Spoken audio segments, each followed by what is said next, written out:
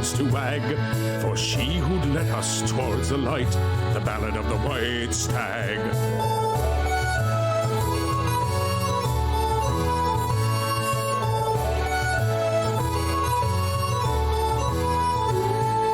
Chairwoman sat at her desk one day while the rain came down so hard. She met 5 white stags who brought the sunshine back, and she made them all town guards. She was crossed by a gnome. Hello, and welcome back to Bard College. We weren't really on hiatus for the past 2 weeks. We had the pleasure of being DM'd by our extremely creative and capable John, and taking part in his adventures in Vadakari, which was much fun indeed. Today, our regular Courage of Cerulea campaign resumes, and we pick up from where we left off 2 weeks ago, with the Star Seekers having been chaperoned for a few days around Last Hollow by the incumbent Chamberlain, Gilchrist Savory, attending a masquerade ball gathering in Estefax Manor with all kinds of well-to-do guests, some royalty, and generally rubbing shoulders with nobility from here, there, and everywhere across Cerulea. We had some interesting people turn up. We had a few revelations, not least the converging of Gilchrist and Jacob's friendships with the Eleanor, or Ellie, who made herself known at the start of the encounter. The last thing we left on was Mia dancing with someone who took a keen interest in her history. There's more people to meet and lots more revelations to be had as the ball continues. So we will jump straight in as the music stops after the third round of dancing. Mia, Mr. Silverhand steps back, Madani Silverhand, from you and bows courteously in reverence as Duchess Savory kind of makes a gesture towards the bards in the corner. The High Instructor of High Bard House, who made the announcements, announcing Mia and Tisha and everybody else, wishes to make a further announcement, and he commands all of your attention by clearing his seemingly quite sore throat. Good evening, ladies, gentlemen, well-wishers. We are here to celebrate House Estefax and House Savory, but we must give reverence to the feats of battle that have been performed in the name of peace across Cerulea. Many of the people around you have stopped nothing short of risking their lives in the name of our protection. There have been many, many trials across the seas these months that have passed. A risen city miles to the south. Strange occurrences that have disrupted trade and industry across the waters of all corners of Cerulea. And we have the Star Seekers to thank for the resolution of that matter and the defeat of a tentacled leviathan spotted a few miles off the coast of the southwestern islands. I would ask each guest here at Estifax Manor on this night to raise a glass in a toast of appreciation of the Starseekers and all of their hard work. And he coughs severely before raising a glass. People look around, guests of different persuasions. What are you all doing in this moment? I will just stand behind Mir and just try and look like more of a bodyguard than a person of influence. I keep it low-key. Jacob was going to do completely the opposite of that. He was What going are to you doing? take the glass of whatever he's holding and raise it to my comrades and friends in arms. People seem to take your lead and say, "To friends in arms," and partake in a toast. Anybody else want to do anything in this moment? Or tell me what they're doing? I think if I recall, Smoke was behaving quite erratically or freaked out at the end of last session. So I think I'll be, if he's there behind me, I'm just sort of next to him, observing to see if I haven't accidentally gave him a poisoned mushroom. Like, look at him, look at his eyes.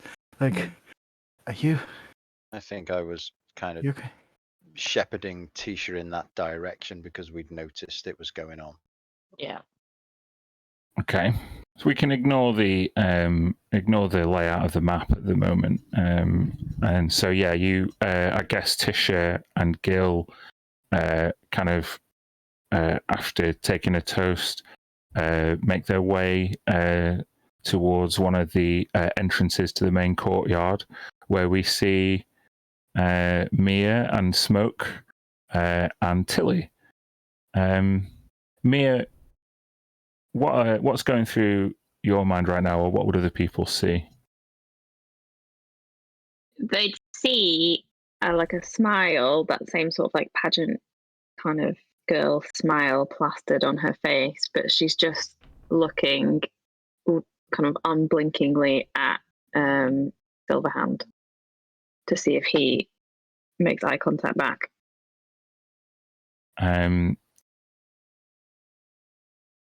Tilly, your eyes cast up towards Smoke don't seem to notice anything too unusual. Smoke does look on edge, and you've seen this alert, keen attentiveness many a time, but more in battle rather than in social situations. Your attention is drawn to the more rigid and out of sorts Mia as she casts her eyes across the revelry. Mia, you see Madani Silverhand approach the woman announced as Lucretia von Moxidor, and they begin to chat and exchange pleasantries. You look go on. like you've seen a ghost. Are you okay? Yeah, I'm fine. Are you sure? Excuse me, and she'll just continue watching. I kind of want it to be like, you know, that scene in Scott Pilgrim where he just follows Ramon around a party, just like sneaking in. Yeah. Are So you she trying to might do try and this get, like- obviously or stealthily? Probably stealthily. Okay. Then make a stealth check. Okay.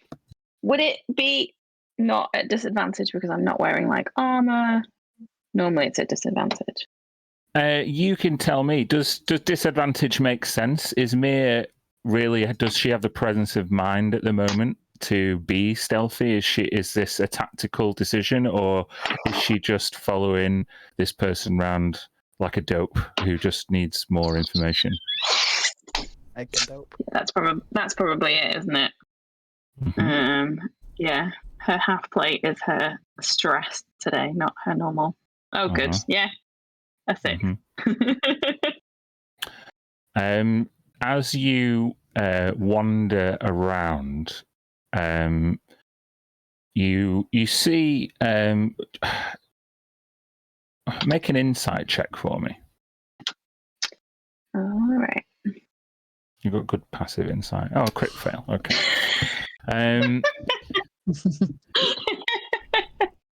You Cool. Good start. Am I within Crest is 30 feet? chafing. given that she's kind of making her way around away from everybody else, she's excused herself. I'll say that you wouldn't be able to assist her.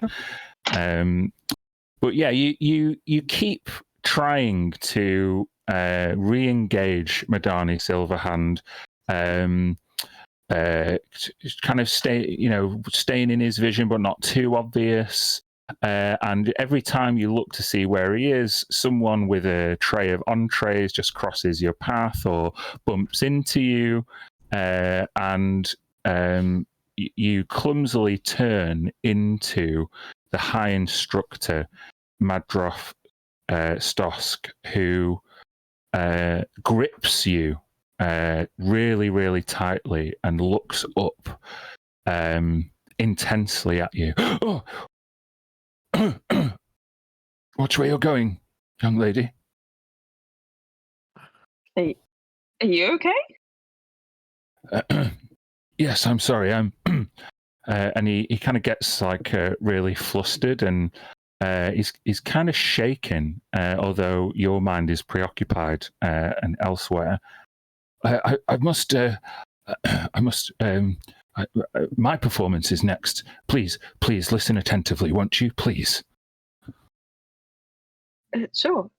Can I make like an insight check on him or anything, or was that my insight check? Your insight check. Your insight is just not great right now. And after a few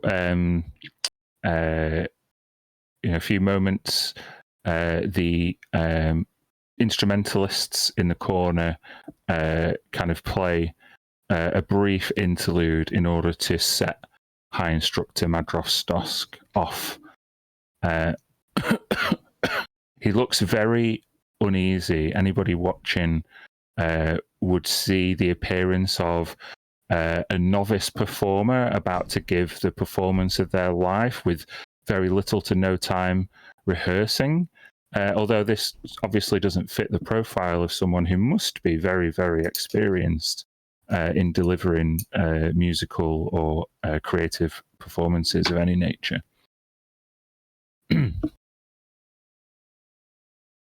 Ladies, guests, gentlemen, I wasn't sure whether I was going to deliver this most recent work of mine here today, but I find myself in better company than anticipated. No disrespect to our glorious hostess, of course, Lady Zareen.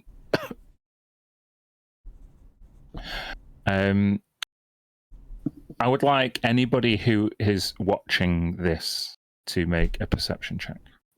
You don't have to be by any stretch of the imagination. You might be elsewhere, and if you don't make a check here, I'll ask you what else you're doing later. Jacob is watching this.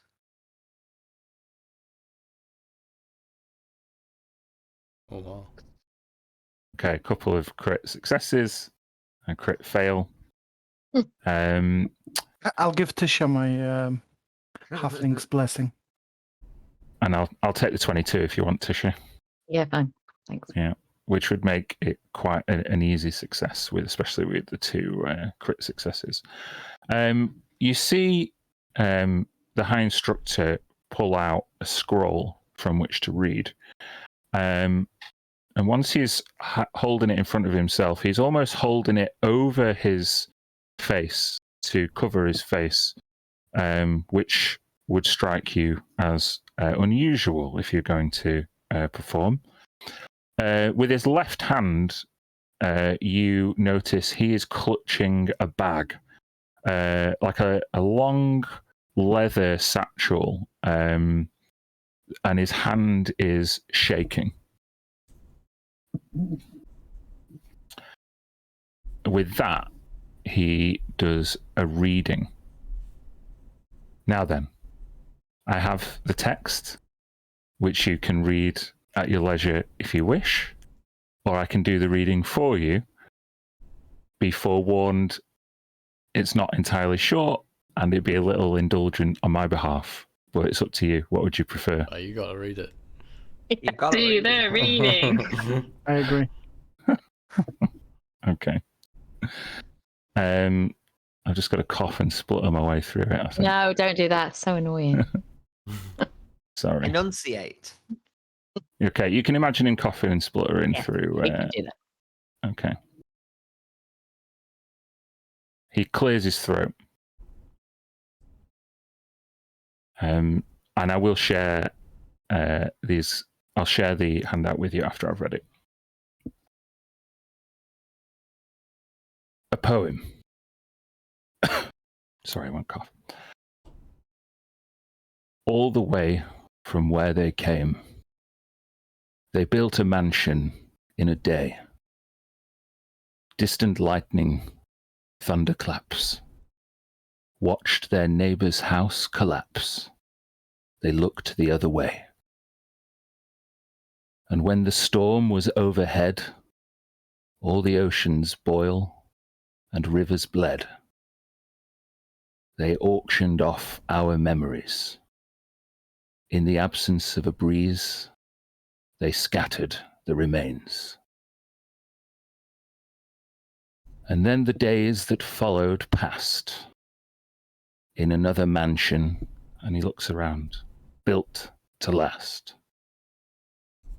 From their window, they could see only possibilities down the road and back. His eyes then flow over to Tisha and Jacob. But now the storms returned for more. In an empire of revolving doors, they auctioned off our memories. In the absence of a breeze, scatter what remains. Scatter what remains. I'm pushed away, and they're pulled toward an empire of revolving doors. Every warning we've ignored, drifting in from distant shores. And he coughs excessively at this point, to the point where you're not sure whether the performance is over. And just as somebody's about to go and see to him, he stands up and forces out the final words. The wind presents a change of course, a second reckoning of sorts. And he looks you dead in the eyes, Jacob. We were wasted, waiting for an empire of revolving doors. Fate, don't fail me now. Fate, don't fail me now. And with that, High Instructor Madross stops completely still, white, and drops dead in front of you all. The contents of the pouch in his left hand scattering before him.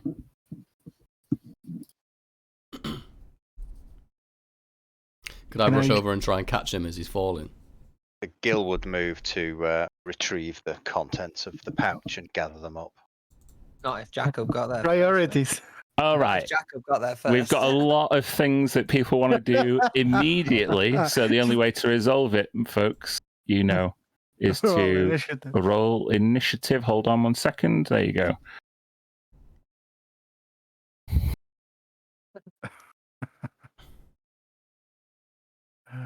Oh, for fudging's sake. You got to highlight your token there, Greg, and Aww. roll initiative. You can replace it, whatever you roll, with the 26.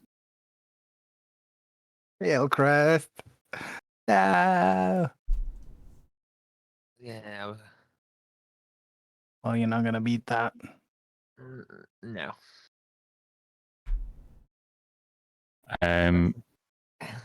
Yeah, I can replace that number for you. 26.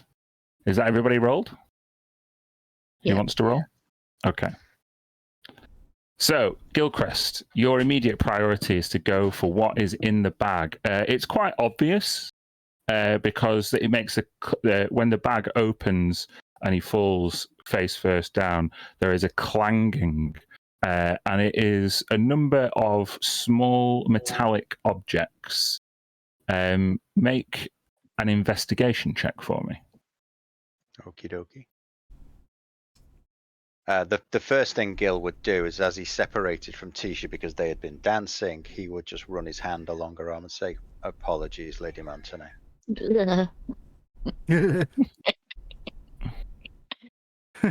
He is as creepy as they come. Investigation. Hang on a moment.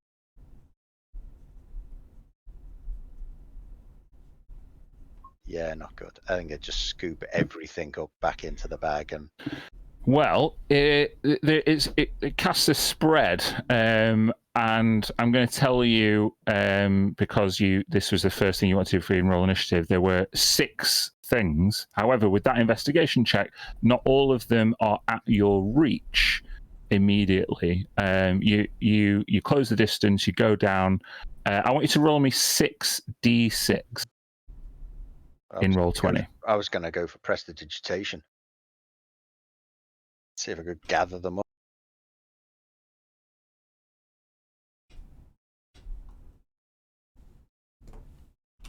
Are you kidding me? You rolled 1, 2, 3, 4, 5, 6, which means you collect all of them. That is outrageous. Jammy bastard. How? What's the... Gareth's already computing what the chance of rolling that is.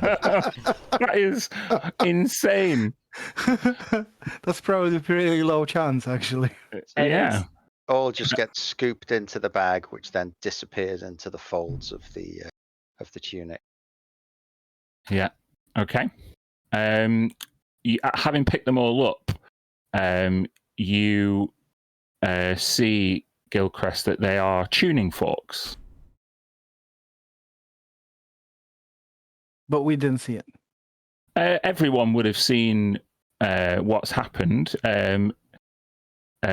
I guess the rest of you would have heard and seen some metallic objects. You might not have been privy to them being tuning forks, but we'll see what you want to do. If you wanted to look at what Gil was doing on your turn or do something else.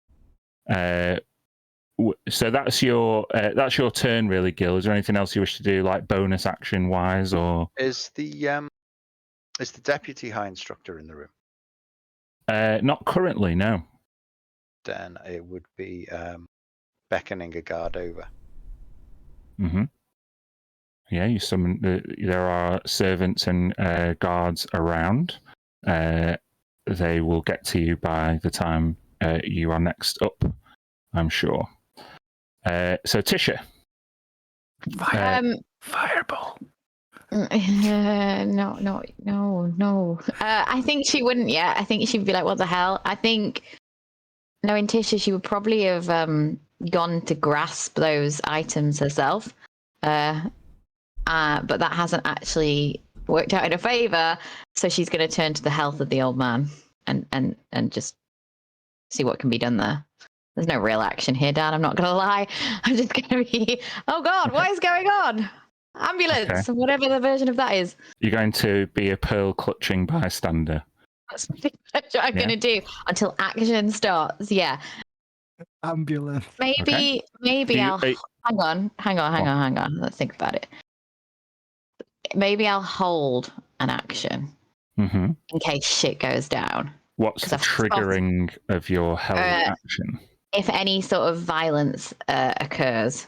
And what at my action are you taking in that circumstance? I'm gonna I am gonna do some magic, and if anybody attacks my friends in any violent way, then they're gonna have a firebolt to the face. Okay. I like that. Mia. If it doesn't happen, it doesn't happen. Yeah, Mia will go straight to the high instructor and see if she can kind of stabilize him or check whether he's really dead, like a medicine check, I guess. Yeah, do a medicine check. You go over, kind of more proactive than Tisha, perhaps, go and kneel at the body of the high instructor. And with the medicine check, he is dead. However, with that high roll, there looks to be some like bleeding around the retinas and a discoloration of the skin, which seems to indicate some maybe like fungal infection or something definitely unnatural about his demise. Do I think he's been poisoned? With a 26, that is the most likely conclusion you would come to. But like not tonight, like over a long period of time. Ooh. Yeah, that's a very high roll, so I have to give you what I can there. All right. Okay. Cool. Yeah, thanks. All right. Jacob, you see Mia knelt down inspecting the body of High Instructor Madroth Stosk as Gil, clutching a bag full of objects which he quickly gathered up, calls for a guard. You see Tisha standing by. What are you doing in this moment? I'd rush to help.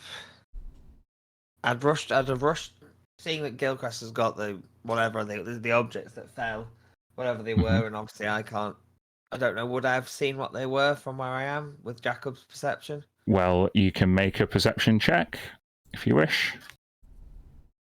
If you were watching attentively, and that was your intention as well, you just maybe didn't get there as quick.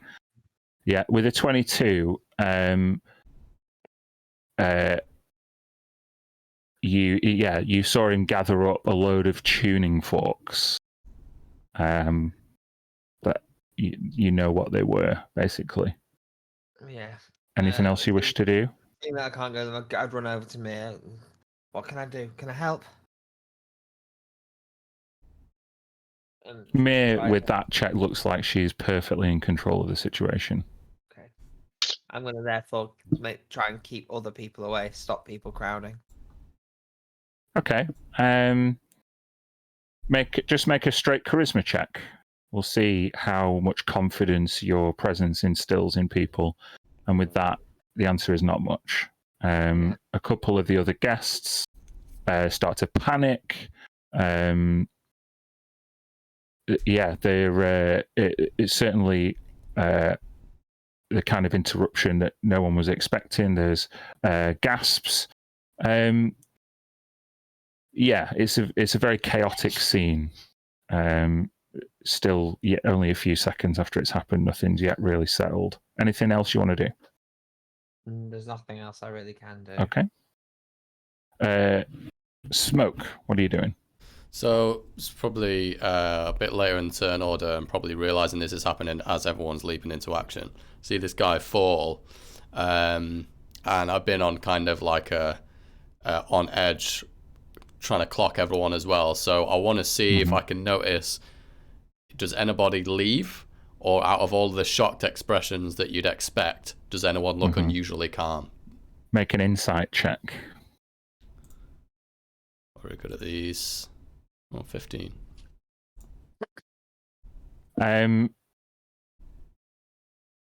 The speed with which Gilchrist leapt into action gives you the impression that he was ready for this or expected this in some way. There is a mix of emotions. The most severe reactions come from the people announced as guests. So the people that are already regulars, in such a way of saying, were not as shocked as one would expect. Correct. Wow. Okay. And do you turn, or anything else you'd like to do? Yeah, I'm just keeping my eye on stuff. Mm-hmm. Tilly, everyone's so tall, it's just hard to see what's going on. Everything's been done. If I can squeeze past so I can get close to Mir and just ask if she needs any help, that's all Tilly would do. Mm-hmm. She maybe just say something like, "Oh, poor old man. He was really passionate about what he was performing, wasn't he? Was it his time, I guess?" Saying to Mir. Can I respond, or should I wait till? Yeah. turn? You can have a we're not in a combat round, really, are we? We just rolled initiative to sort out who was going to do what. So of course you can respond. I don't think it was his time, Tilly. Really? And as you His have eyes. that brief discussion, brief exchange, Gil, a guard, comes up to you, one of the Dragon's Bane guard. Sir, how can I assist? Find the deputy, I suppose now high instructor, have him brought here. Aurinian Savori's in the... yes, sir. And he storms off towards the reception area where you were all announced. Right. Friends, guests, eminences. The High Instructor had been ill for some time. I do apologize that you all had to see that. He had been disturbed in his faculties. He was old. He was ill. He is a great loss to Last Hollow and its citizens. A renowned and diligent public servant. We will mourn him, and we will conduct proper funerary arrangements in due time. But a public servant such as he would not wish a night such as this to be disturbed. I ask you, give us some time to pay proper respects to our fallen friend, but do not allow your evening to be ruined by the end that comes to us all. Greg, I'd like you to make a persuasion check at advantage for that excellent improv NRP.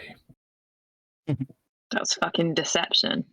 Yeah. Well, you can roll. They're both coming either. up plus 15 anyway. You can whisper. You can roll. You can whisper it to me. It's okay. It's okay. None of the It's fine. players know. It's fine. Players know. It's fine.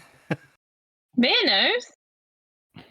God Oh, yeah, damn it. Jack is having- With a 32, eulogizing over someone who's not been dead more than a few seconds, the onlookers and guests go back to the party while the body of the High Instructor is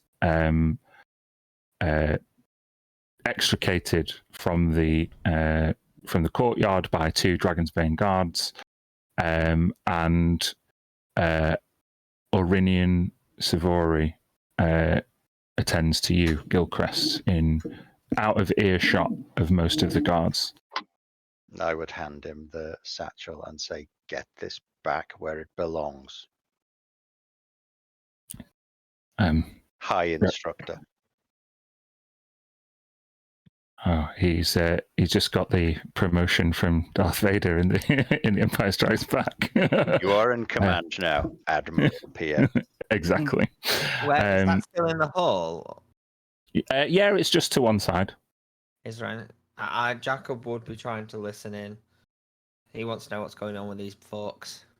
And there would be a guard sent with him. Yeah. I mean, you can make a perception check if you wish, Jacob. Yeah, just to see if I can overhear. Yeah, you see an exchange. You see the bag get handed off. and you see someone who you saw earlier. This Aurelian Savori is a bard, outwardly flamboyantly dressed. Let me just get you a little bit more. An elf in their 40s, quite young, really. They're a little bit kind of. They've got like a really thin, like pencil mustache. They've got an air of superiority about them. Him and Gilchrist seem like two peas in a pod, and he, with a kind of dropping his cape over his shoulder, he takes the bag and heads back from whence he came. We'll end the turn order there if you wish. As the instrumentalists pipe up again and the festivities continue. Meh. Anything anybody wants to do? Oh, go on. Meh. Dance with me this time. No, there's no time for dancing. And she'll pull Jacob over to Smoke and whoever else of the group without Gilchrist there in a corner. We obviously keeping him away. Do you want to make a group And just be stealth like- check? If you're like properly trying to evade Gilchrist? Yeah, let's do it. Yeah, Let's do Sure. it.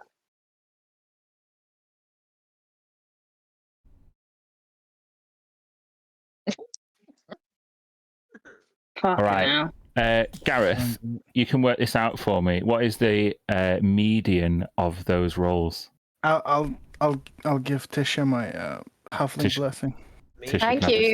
17. Thank you. Jesus Christ, too quick there. Which case we've got 16. Be 17. Okay. Gil, you see the members of the Star Seekers all convening in the middle of a dance. Do you wish to keep an eye on them, or have you got other priorities? There would need to be some sort of move, but yeah, I think I would slide behind a column and cast invisibility on myself. Okay. Then attempting, I think that will negate the need for a roll. You guys think that you are in private. Okay. What do you want to do? Cool. Mia will say, thinking she's in private, that man was poisoned. That wasn't natural.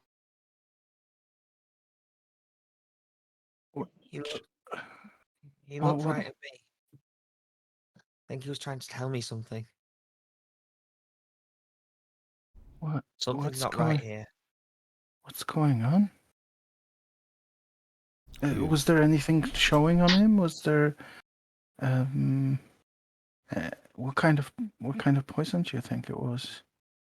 Something long term, something kind of fungal. I don't know. I think I heard Yeah. about something like it once. I've never seen it before, but it's not tonight. It's been over a while. And did you see how quickly that new high instructor took over? I think this has been happening a while.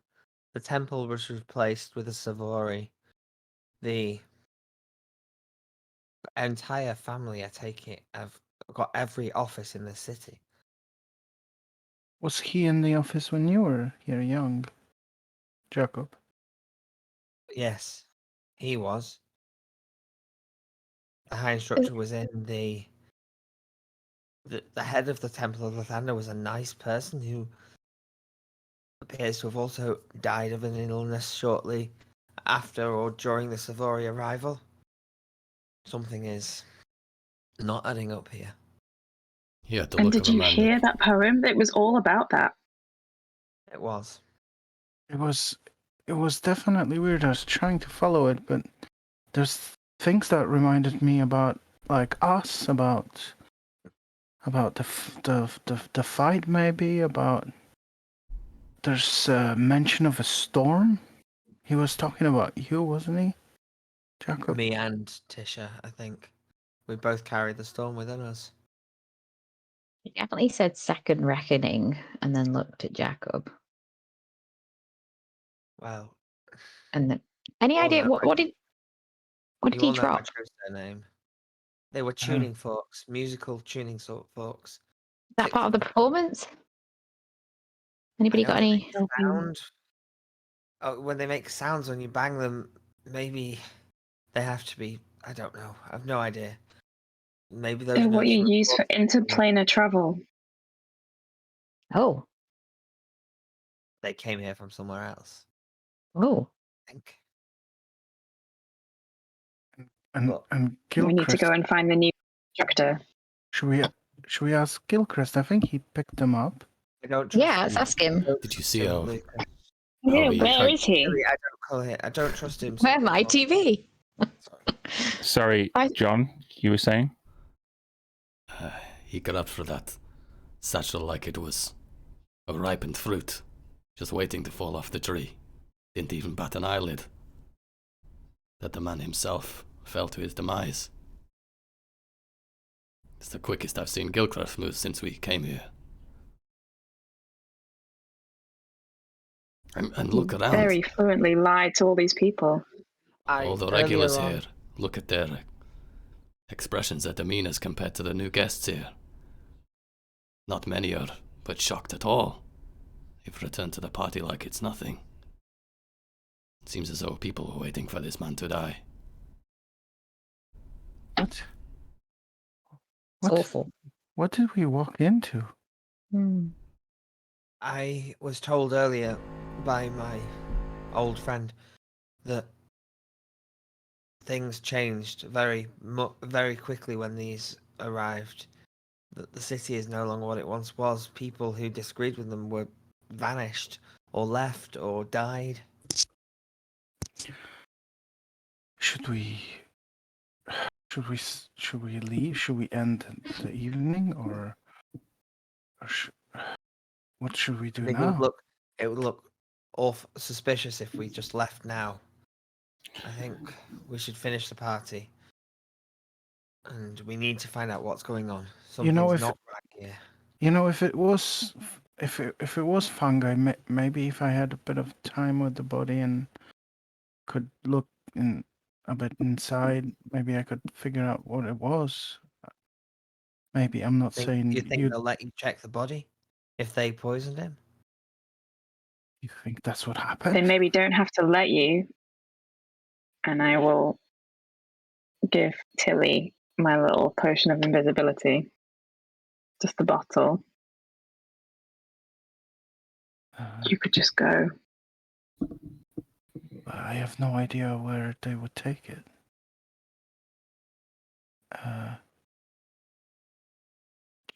Mid conversation, a young female elf barges away into a gathering from the main hall. Well, the evening is continuing, and there are many maidens here left without dance partners. It's most improper. And she holds a hand out expectantly towards Jacob. And I'll take a hand. And she drags you away back to the dance. To her two identical sisters join from the left and right, coming up behind you, Smoke, and you, Tilly. Well? Not wanting to stir too much commotion, I'll reluctantly join in the dance. Keep my eyes open. What, the girl is asking me to dance? Mm-hmm. Yeah. I've never done this before, so... Come on, I'll teach you. It's fun. Oh, okay. I step on her feet. like a little child. It's really fun.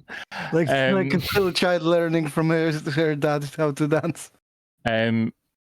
You Smoke are dancing with Elessa. Jacob, you are dancing with Penella. And the ringleader is now dancing with you, Varanya, Tilly.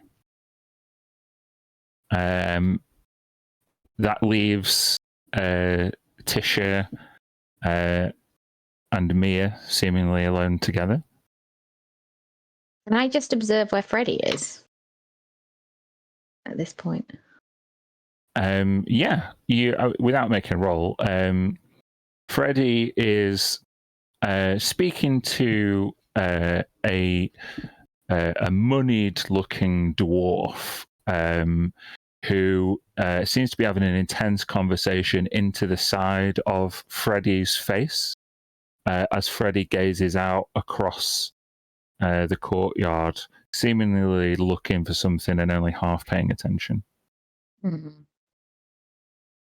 Okay.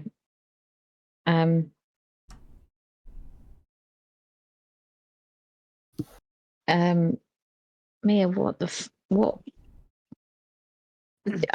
I don't even want to stay anymore. I don't know about you.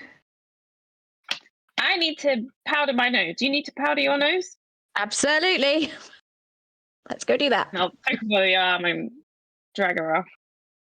Where are you going? To the ladies, to the bathroom, to Where the is it? washrooms, to the powder room. Yeah. Yeah.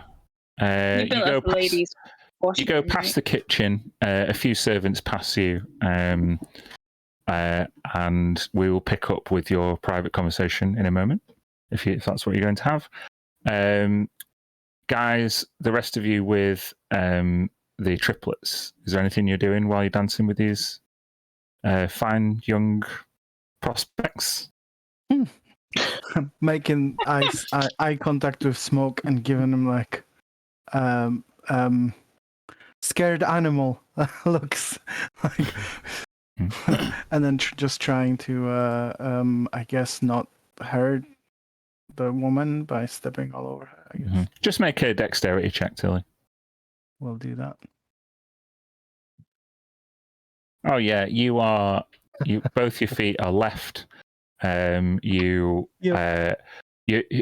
seems as though Varanya has resorted to spinning you around a lot. And she's quite enjoying actually disorientating you, and she's doing it in a kind of way where, like a psychopathic child puts ants under a magnifying glass, she's enjoying torturing you, and her eyes get wider and wider. I'd just like you to make a Constitution saving throw. Fantastic. Firebolt to the face, no? I want to. Oh, right, yeah, because that's your held action. No, you wouldn't have held it for so long, but I really want to puke it. Oh, again. I like being spun around, I guess. Yeah. It at first is terrifying, but actually, you spin and spin and spin, and Varanya lets you go. You maintain your constitution and spin right across the dance floor, and as you struggle to maintain yourself, a caramel-skinned hand with a large gold signet ring reaches down and stops you dead. Oh. And as the room spins, you look up and you see this lithe, tattooed, princely being accosted on either side by these two fire elementals. Be careful how you spin, young miss. You wouldn't want to spin into a dance with one of my friends. No, I wouldn't. They're a bit too hot for me. He gives you a wry, sarcastic smile, and on that line, we will go to break for 20 minutes. Oh, all right. See you in a bit, guys. In a bit.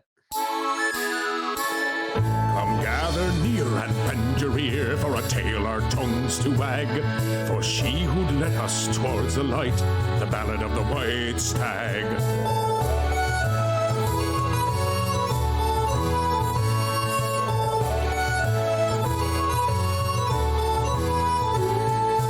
chairwoman sat at her desk one day while the rain came down so hard. She met 5 white stags who brought the sunshine back, and she made them all town guards. She was crossed by a gnome who armed some bombs that would make the docks into a pond. But the stags were too wise for the tiny gnome, and they sent him back to Gond. So come gather near and lend your ear for a tale our tongues to wag. For heard we not had stayed the night, the ballad of the white stag.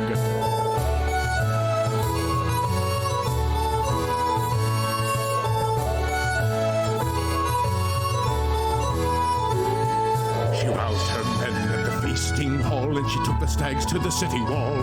With a lightning strike and a nasty fall, the chairwoman saved us all. When the nightfall came and the chanting stopped, and I nearly spilt my drink, for in the dark with Mistress' aid, she turned the walls to pink.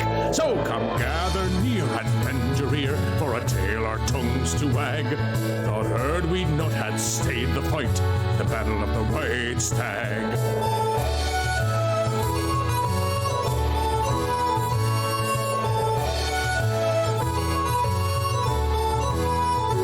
Now the chairwoman wields her family sword, and her brother wears a mask for the forgers' guilds and traders too. There's not too much to ask, so come gather near and lend your ear for a tale our tongues to wag. You better tip your glass, 'cause she saved our ass, the battle of the white stag. So come gather near and lend your ear for a tale our tongues to wag. You better tip your glass, 'cause she saved our ass, the battle of the white stag. Hey ho!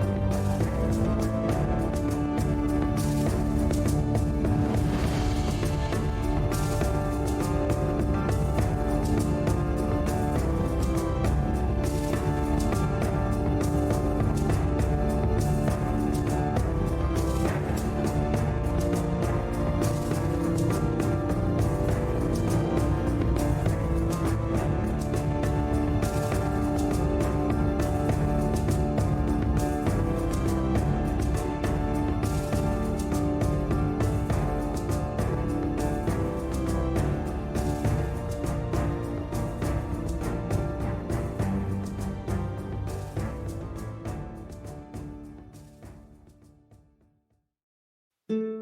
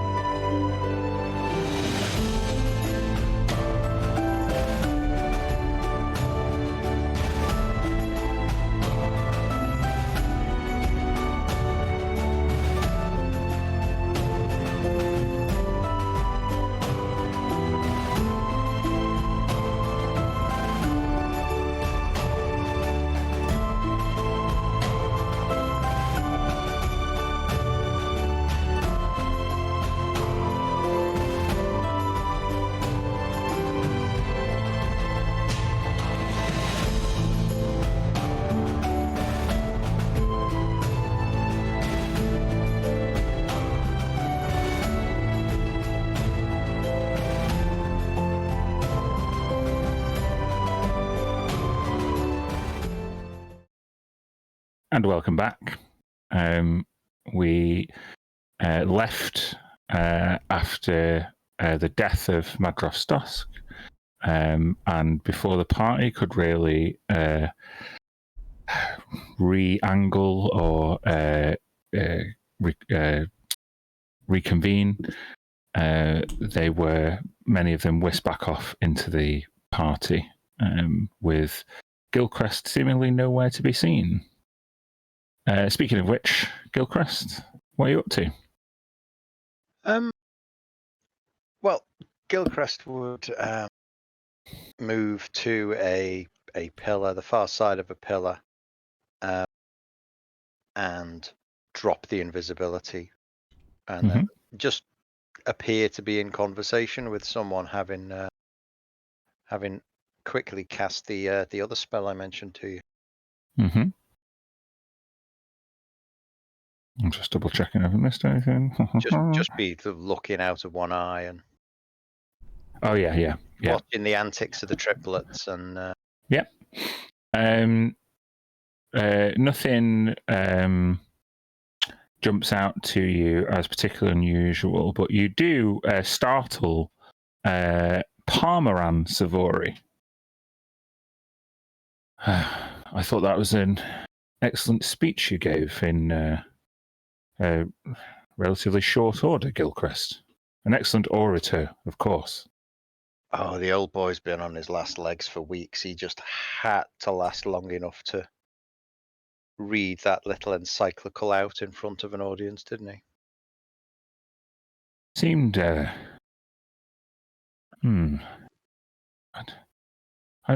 aggressive or dismissive of... I mean, how could someone who has seen his Bard College rise to such esteem under Savory rule be so dismissive of us? Some people are constitutionally incapable of gratitude. I'll be moving his obituary towards the back pages tomorrow, I think. No. Give it the prominence it's due. Let's not rouse any suspicions. We did announce in front of all these worthies that we would be giving him the fullness and fulsomeness of praise that he deserved. So put it right up there on.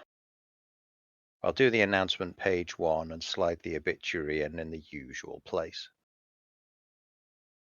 Right, you are, sir. Do stress the seamless transition to the new high instructor, though, will you?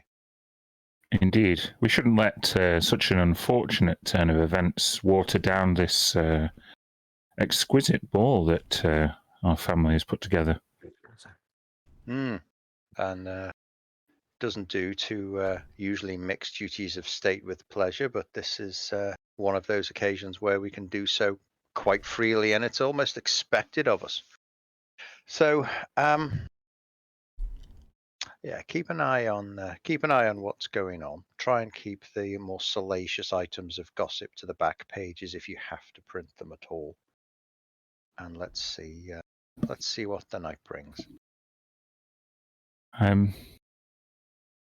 believe the Duchess was looking for you, just to make you aware. I wouldn't want you to go to face many other surprising situations without any preparation. I know you're quick on your feet, but the Duchess is exacting in her appraisals of people, and I know you always want to put your best foot forward. Grace immediately. Yes. I would just stride across the dance floor. And we will cut to Mia and Tisha in a relatively modest privy. You get the impression that you found the servants' quarters, or at least where they go to hose themselves down after a long day. Check the room to see if there's anybody in here. Make an investigation check. Okay. You are confident you are alone. Cool. Even Gilchrist wouldn't stoop that low, for God's sake. I don't know. Wouldn't he? He's very creepy. Naeem's here, right? Yeah, or she can be. I think she's in the basement, or she's going to come through the basement if we want her to. I think that's what Freddie said. I could send her a message to find the body, or yeah. I mean, I think if we can tell her what's just happened, if we can go and if she can go and investigate in some stealthy way, I think that would be really good. There's something going on, and we need to prove that his death wasn't natural, and that Gil knows something that he's not letting on. But you think everybody knows something? Everybody's aware. I feel just that whole party believed him. Yeah, it's just all a massive cover-up. I don't know. It just feels really odd. Like, why are we even here? Let's attack with bombs. Wait. Okay, it's an idea. Yeah, try Naeem. If not, I can get ready to. And tell her to do what? Do you think? The body. Let's investigate the body. I think she might be able to, or she can find somebody that might be able to help with that. From the ship, or at least to watch it. Yeah, where are they taken? Why are they taken? If we can get anybody to investigate the body, that would be good. With that, a servant walks in. What room is this here? Interesting. No, seriously. What room my are we in? ladies, this is most inappropriate. Please, I could show you to. Are you staying here tonight? No? You're the princess from Sargrangela, and you're obviously Tiziana Montane. Yes, we're staying here tonight. Where are our rooms? There have been some quarters made up upstairs. Not all the guests are staying here, but you were given top priority. Could you show us to our rooms? It'd be great to just have a sit down from all the shenanigans. Very, very tired. from the shenanigans. Yeah, they say they were mid preparation when I last checked, but I'm quite happy to show you to them if we're allowed. Well, there are rooms, I suppose. We'll allow it. And as you are led out of the bathroom, you approach the western staircase, and there is a dragon's bane guard stood to attention at the bottom of it. Sir, the night is pressing on, and these our two guests wish to be shown where they might take their leave for the evening. And the guardsman says, preparations are incomplete. You may enjoy the rest of the party. Oh, but we just need, a mirror to kind of make sure that we're not. I'm worried that I'm shiny. And he kind of looks a little bit unsure how to respond. Make a persuasion check at disadvantage.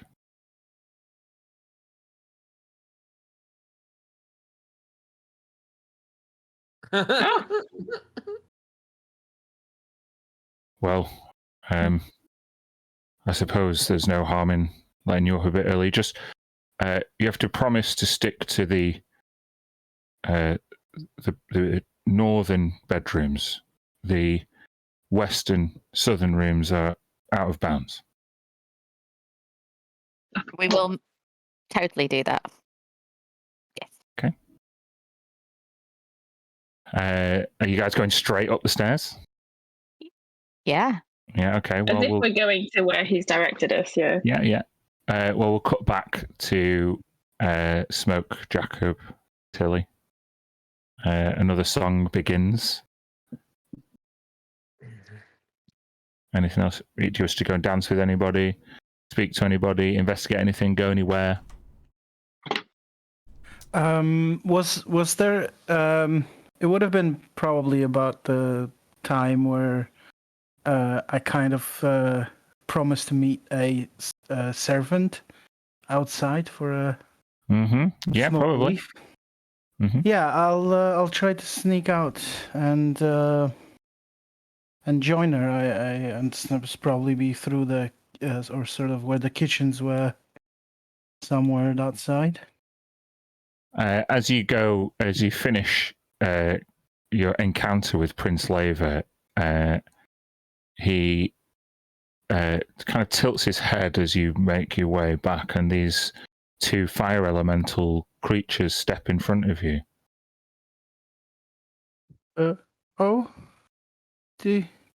Can I help you? I'm talking to the elementals. Do you speak Primordial? I do not. No. Then you hear. I look back at. My lord, I didn't want to take too much of your time. I was hoping to abscond. I was hoping to speak with you. As you wish. If there's not much interesting about me, but you undersell yourself, little one. Your achievements have just been read out with the dying breath of the High Instructor. I suggest you wear them proudly. And indeed, you might be more useful than you anticipate. How so? Well, you are a star seeker, are you not? Well, I try to be. I help my friends where they need help, and they drive me forward. I have a favor to ask. If I can help, of course. The kingdom of Najarim is similar to Last Hollow in that it is founded on the trade accomplishments and generosity of businessmen and women. However, Najarim's purview is to do business with those beyond Cerulea. Our wealth is imported. However, some of that imported wealth has gone missing. Oh no. Well, I wonder if you might help me restore it to its rightful place in my palace. Well, of course I can't commit to anything without talking to my friends, but please tell me what happened or what do you expect of us.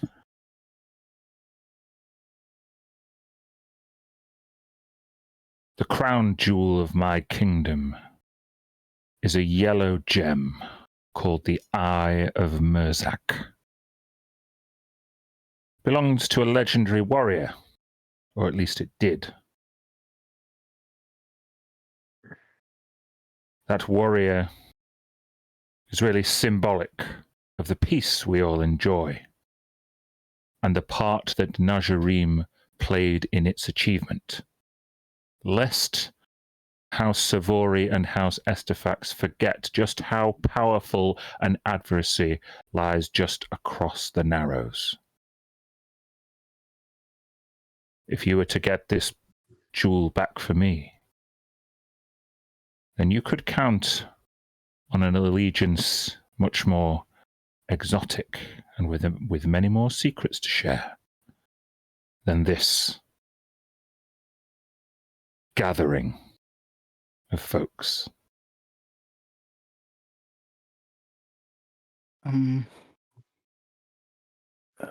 Well, I'm certainly very sorry that this has happened to you, but if I may, this is so important. Well, why are you here? You don't think these people had anything to do with it, do you? No. My last information is that it now resides in the Charcoal Palace in the city of Brass itself. Oh, that's not anywhere close, is it? It's close if you know how to get there. I cannot send my own forces for risk of diplomatic embarrassment and sensitivities. However, I'll pay you twice what you have in that boat you brought here in order to get it. And who do you think stole it and took it there? The city of Brass is run by a regime of Efreet. Those Efreet will buy and bargain with anyone as to get their own way.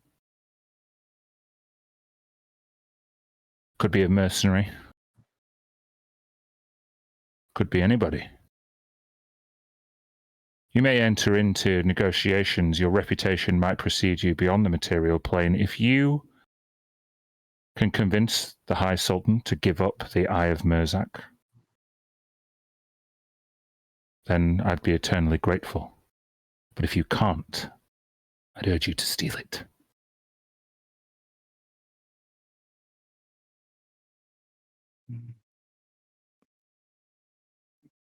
Prince Leva, it's been a pleasure meeting you. and I will, of course, speak to my companions about your request and come back to you with an answer.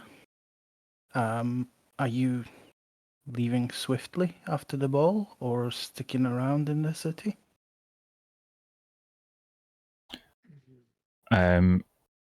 He kneels down and he kind of straightens out your modest dress and straightens your back. And as he runs his hand down your arms, he drops something into your left hand. Look at it sneakily. And it looks like a lump of coal. Have Use this. Have I been that bad? Use this, and we can continue our negotiation. I'll be keeping an eye on you, although I won't be staying here this evening. I'll be going home. And he looks towards his fiery attendants, and they both disappear.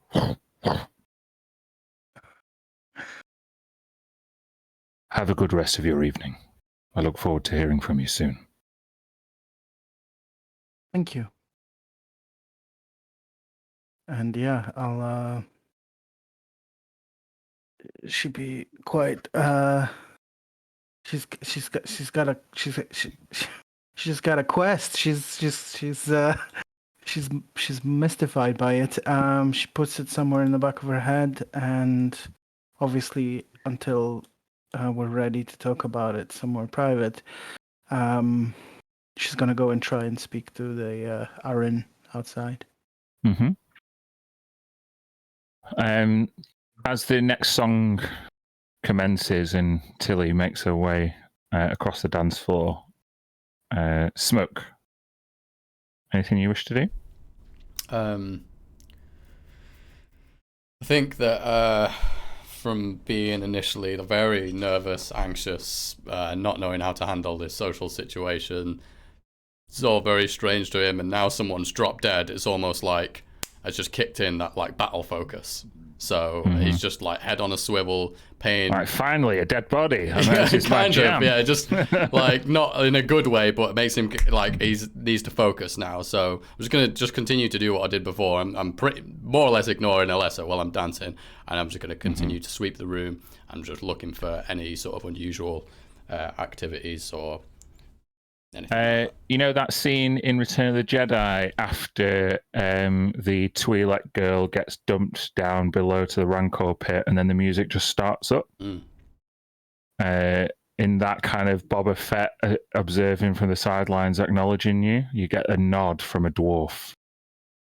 The dwarf is what was his name?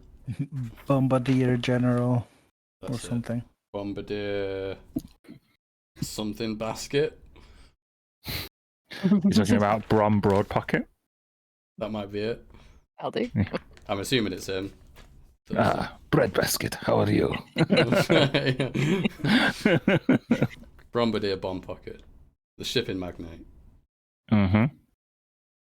And he's given me what a kind of look? An acknowledgement, and he is currently without company. Yeah, I'll finish up the dance with the lesser. I'll go and talk to him.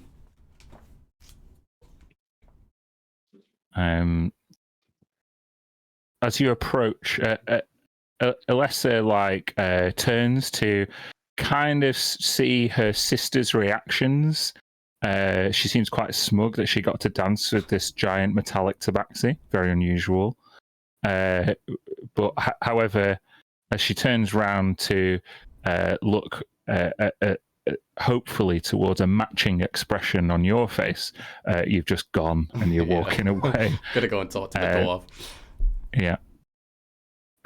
As you approach the dwarf, you've encountered many dwarves in Silvercrest, but over this side of the Isles, this dwarf looks. They've got thicker, darker hair and kind of more tanned skin. They're less stout than the other dwarves and kind of a little bit more refined in the appearance. It's quite an unusual sight for you, but this one is extremely well dressed. Many gold chains underneath a high collared, sleeveless vest with a coat tail that goes down to the floor. Kind of like pointed pilgrim boots with gold buckles and different kind of jewelry made out of worked stone and gems. Yeah, he's definitely put his best outfit on for this, and he nods. Hello, Tabaxi. Hello. You come to many of these events? Definitely not. Then I guess Neither you're do wrong. you, I assume. You got that right. Guess then you'll be the wrong person to ask if someone dropping dead in the middle of one of these events is a normal thing. I get the impression that for an elf, this kind of thing does not happen very often. They live to be a long, long time. So what do you make of it? People's expressions. So many of them barely shocked at all. I don't trust any of them as far as I could throw them. Which is quite far anyway. I was going to say I can also probably throw them quite far, so I was going to use a different analogy, but the effect is the same. I do not trust them either. We don't see many tabaxi on the western Cerulea. Where are you from? I'm from Snaketail Jungle. It's a long way from here. Snaketail isn't a snake all tail? That is the thing. That's the mystery about it. He kind of strokes his chin and his beard. And then he kind of refocuses. I was hoping to talk to one of your star seekers. Well, you have one here. I know, with my contacts, that you have brought trade goods, extremely valuable, and much needed on this side of Cerulea, with you. How much do you want for them? Well, perhaps you can speak with our quartermaster later. We can arrange a meeting. Where do you stay, and who are you with? Are you in large company? I have been in Last Hollow for a few days. There are not many dwarf here, especially not from my home. And you're from where exactly? Kalihundor. While you, surface dwellers, wage war, we build, we buy, we prosper.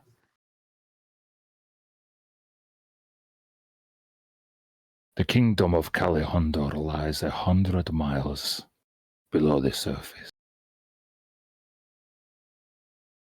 Impenetrable, with wealth beyond measure.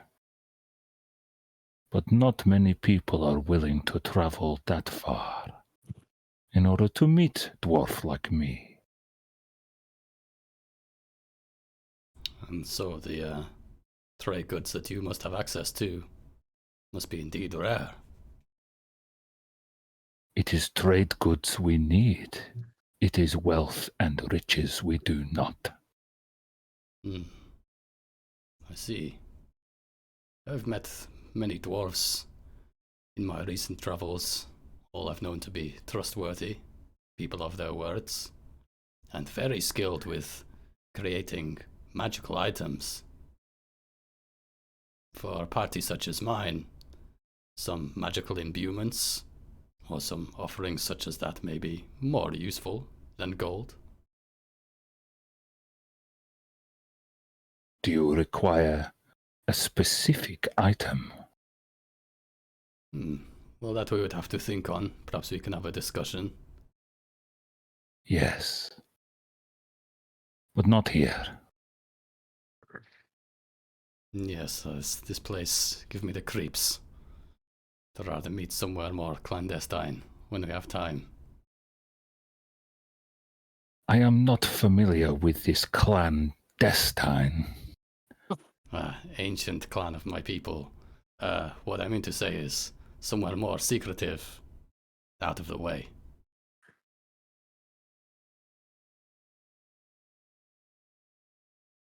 I stay here tonight.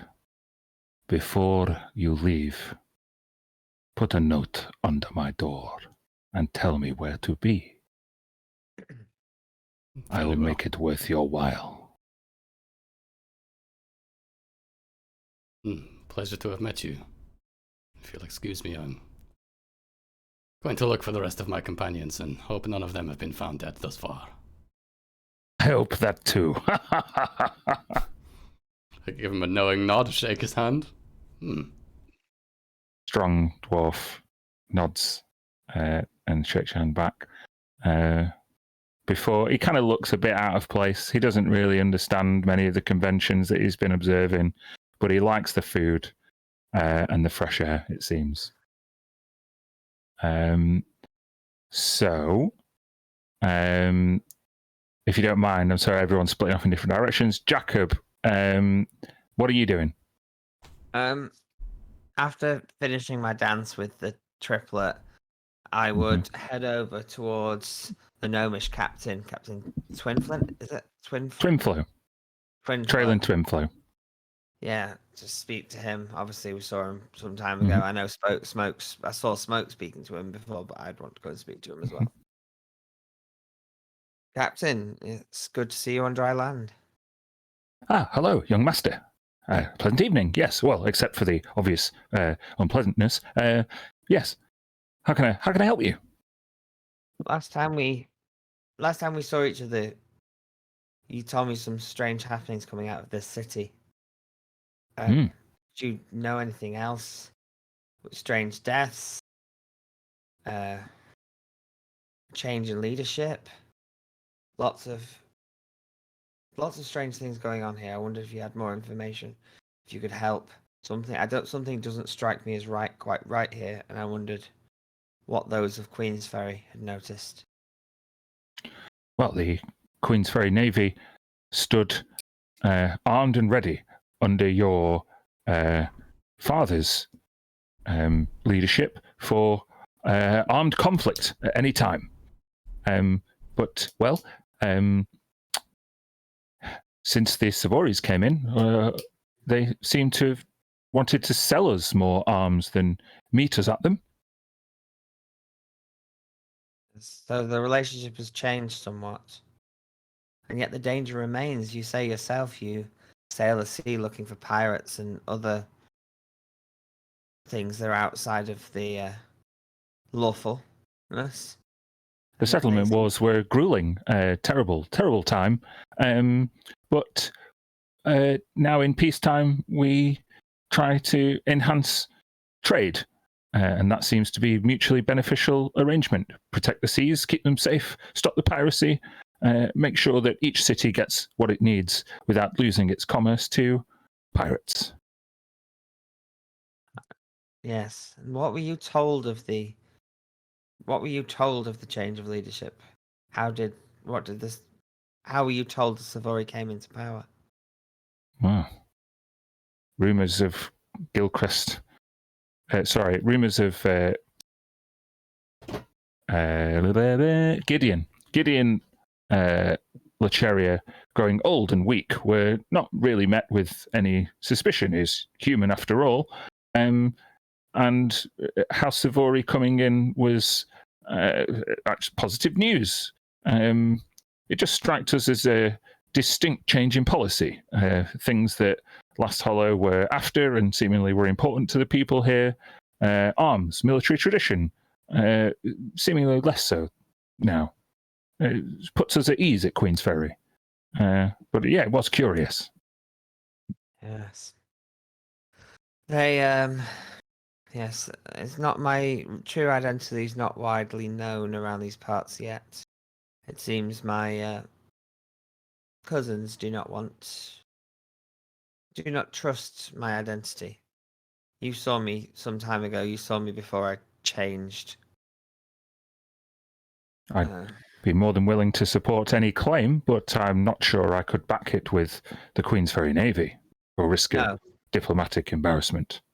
Of course, but should it come to it, you saw me with the rest of my group before I went down into the temple, before we fought creature. There was Yes. change in that temple, so if you could support me if the time came to it, that would hopefully go some way to prove my identity to those who would doubt me. If you are indeed the same person, of course.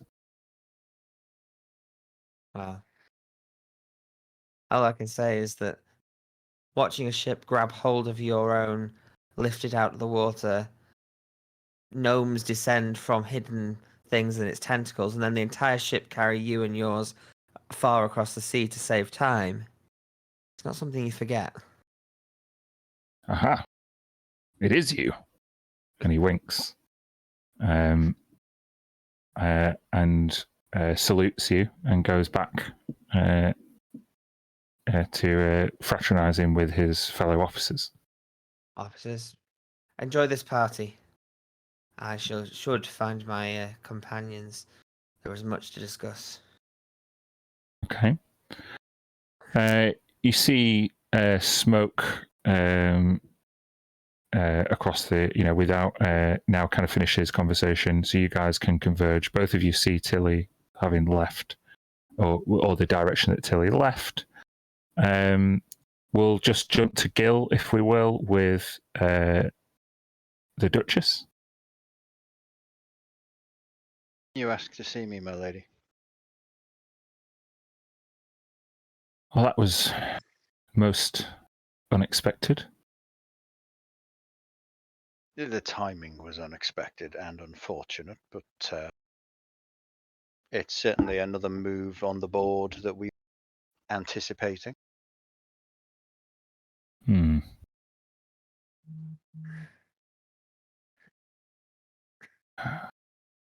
I have some concerns. As do I. I'm ready to hear your every word.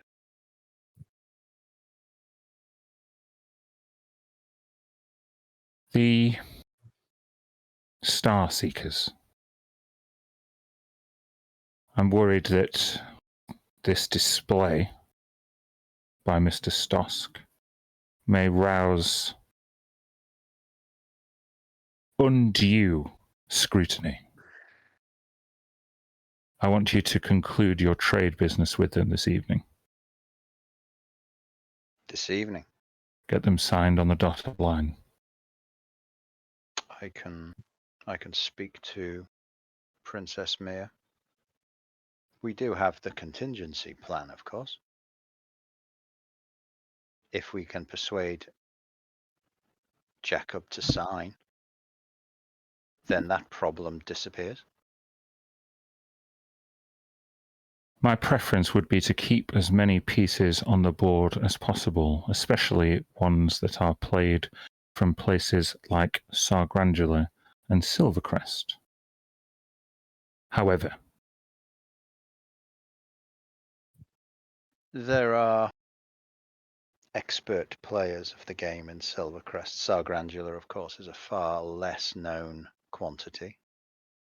As long as we show their princess the appropriate deference and respect, I would imagine they would have no reason to move against us or even consider us in any way different to the way they do now. Silvercrest is such a long way from here, ma'am. As long as we don't offer them any direct impertinence, I'm sure they will accept trade and baubles and tokens by way of apology for any perceived slight.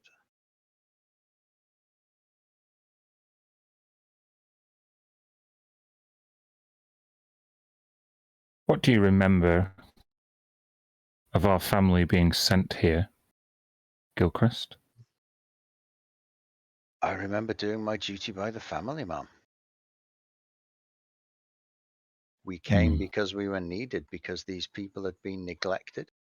They had been ill-used by a ruler who indulged his own fatalistic whims and emotional crises instead of getting on with the duty of seeing this thriving trade hub and home to hundreds and thousands of souls see the leadership it deserved, which you now provide. This is why you are in the position you are, Gilchrist. It comes so naturally to you. Come here. I only fulfill my dear departed brother's duties, ma'am. Step forward. Let me look at you. As you wish, ma'am.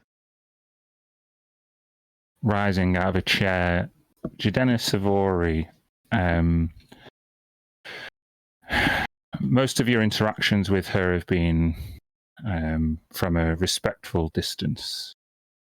Although a member of your family, she is a reclusive and secretive woman who rarely is seen out in public. She unclips a veil from across her face, and you can see the exact pointedness of her features. A wide smile and a pearly white, almost fanged-like teeth and intense green eyes. She looks at you and grabs you by the face and inspects your skull from the left and right. You aren't ready yet. Ready for what, my lady? Conclude this trade deal, and you will go some way to enhancing your claim for the Duchy of Last Hollow, as my time is nigh.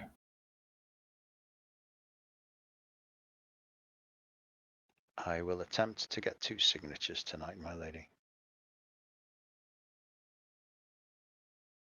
Get them in blood if you must. That may be useful in one case. She clips her veil back. You are dismissed. As you wish. And I will go looking for Jacob.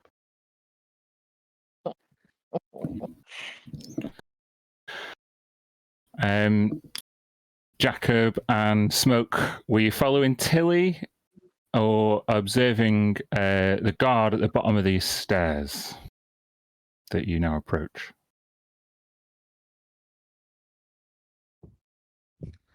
Smoke, what do you think? Should we go retire or should we go take some air? Let's step outside. Not a bad plan.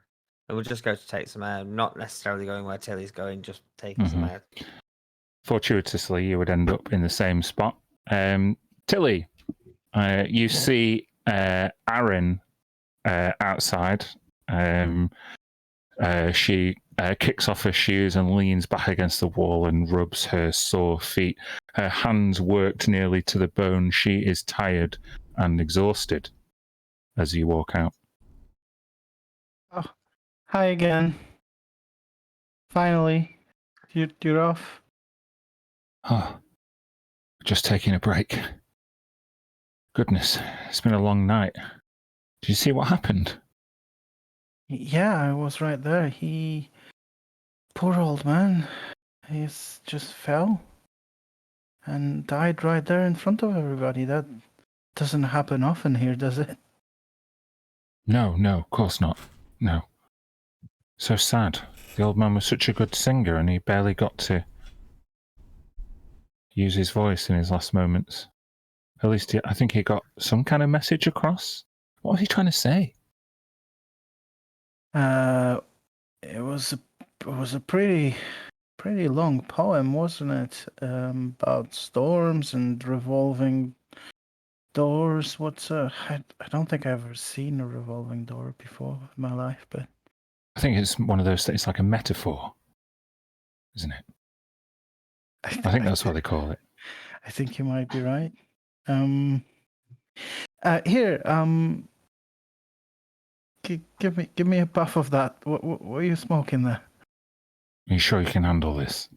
Oh, don't worry. What I can and cannot handle. Hold on. She hands you a cigarette made with an extremely potent herb. It's kind of similar to like kind of these fungal smells that you're so used to with mushrooms, but it's this kind of something more intense about it. Like there's a burning to it that lingers in your nostrils, and it kind of fills up your throat just being close to it and causes you to cough a little. You sure? Yeah, of course. Okay. And yeah, I'll take a careful puff of it. Make a Constitution saving throw. My previous exposure doesn't give me a. Nope. All right, yeah. Tilly's a stoner. Come on, man. She's fine. Okay. You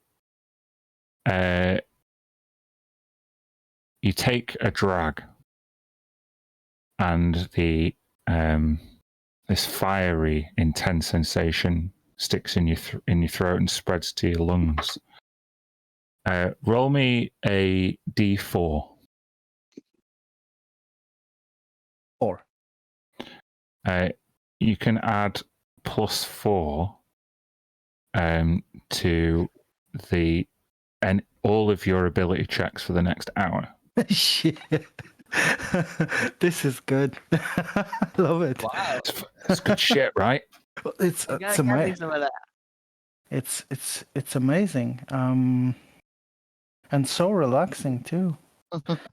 Yeah, look, I know. And Tilly will just sort of like take her shoes off as well, and sort of sit down on her fancy new dress right there in the dirt with her, propped against the wall.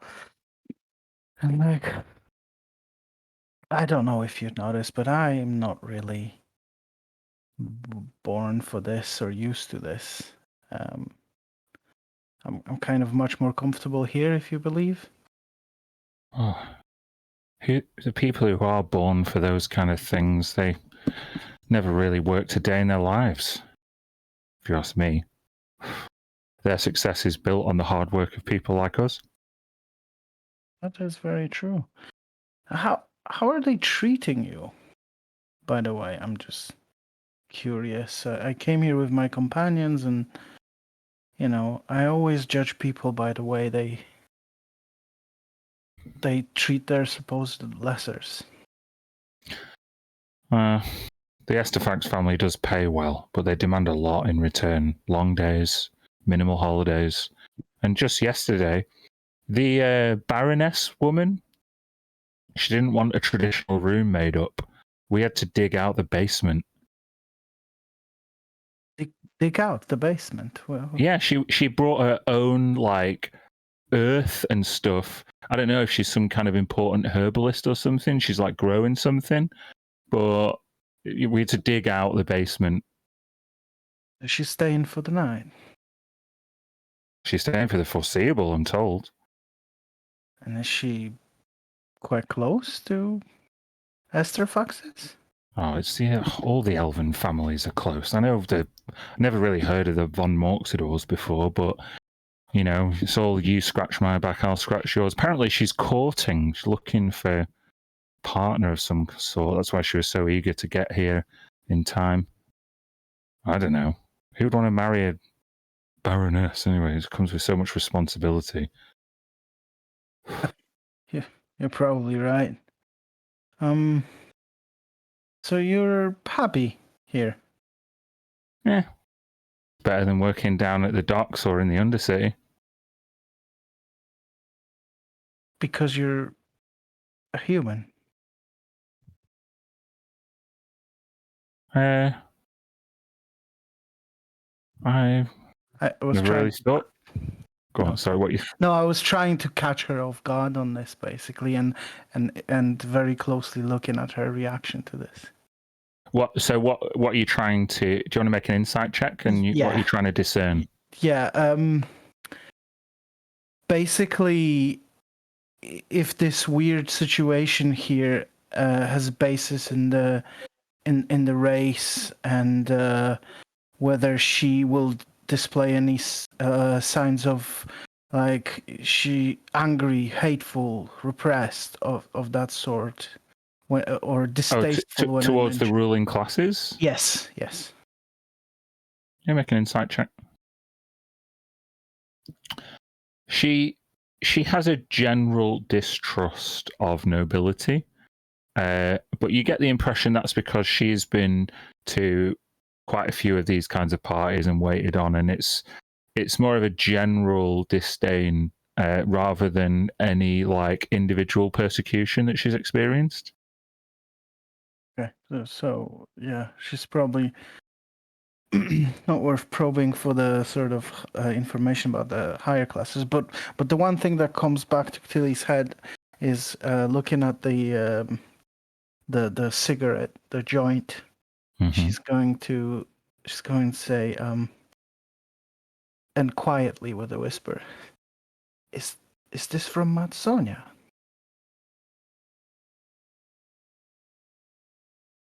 Don't say her name out loud. She'll know. But yeah, you get the shit from the Undercity. Like, I get it brought up here by my cousin every 3 or 4 weeks, or 3 or 4, 10 days. Like, she's got mad supply. That's why they call her Mad Sonia. Yeah, I bet.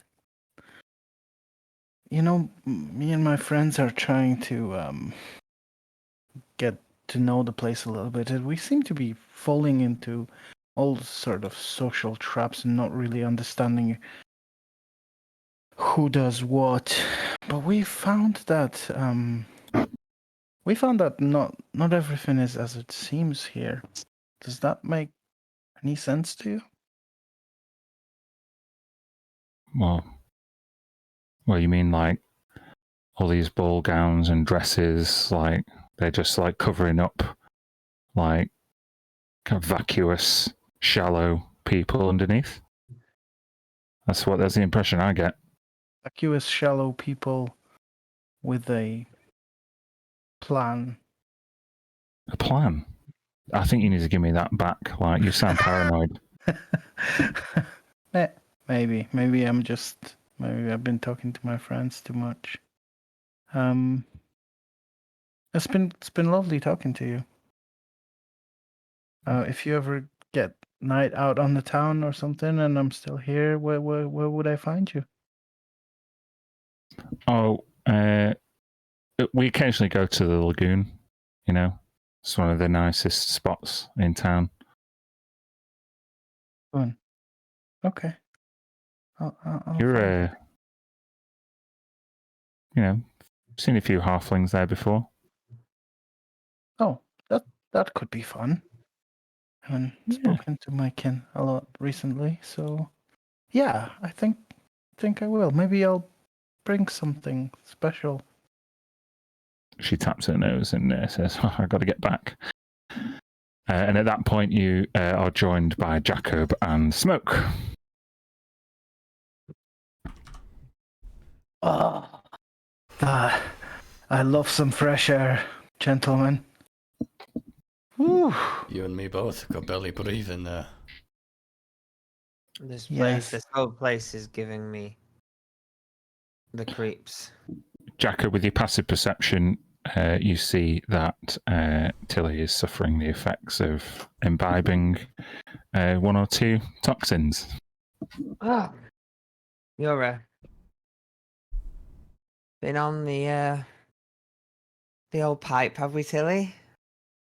The servant girl you've seen going back in. Her name's Erin, and yeah, she was kind enough to share some activities. I was hoping to get some information from, sometimes when you maybe can't get it from people who are much higher stationed than yours, it's easier to speak plainly with people who are Yes. not.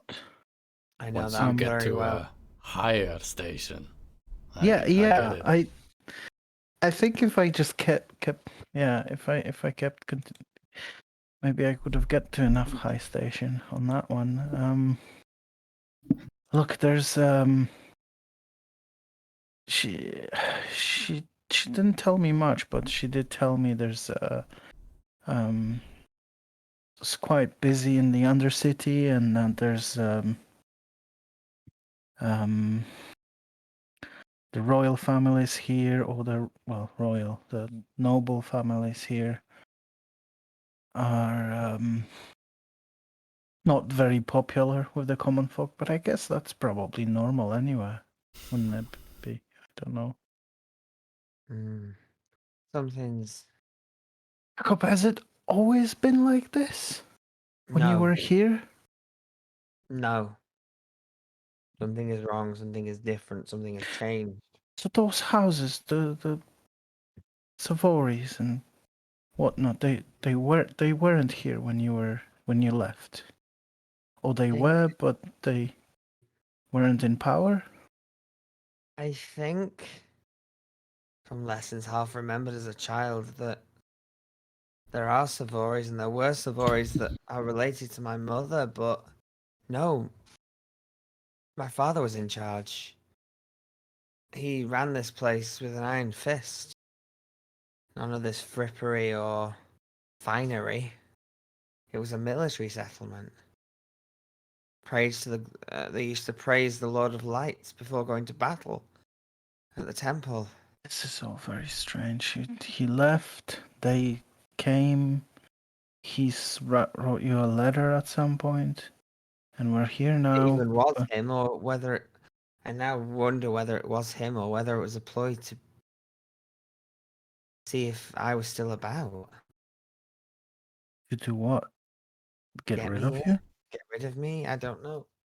Something's not right here. If the head of the head of the priesthood has gone, my father's gone. All his advisors are gone. I think the only one left, any that isn't a Savori of any influence or knowledge of this place and how it was before they started, is me.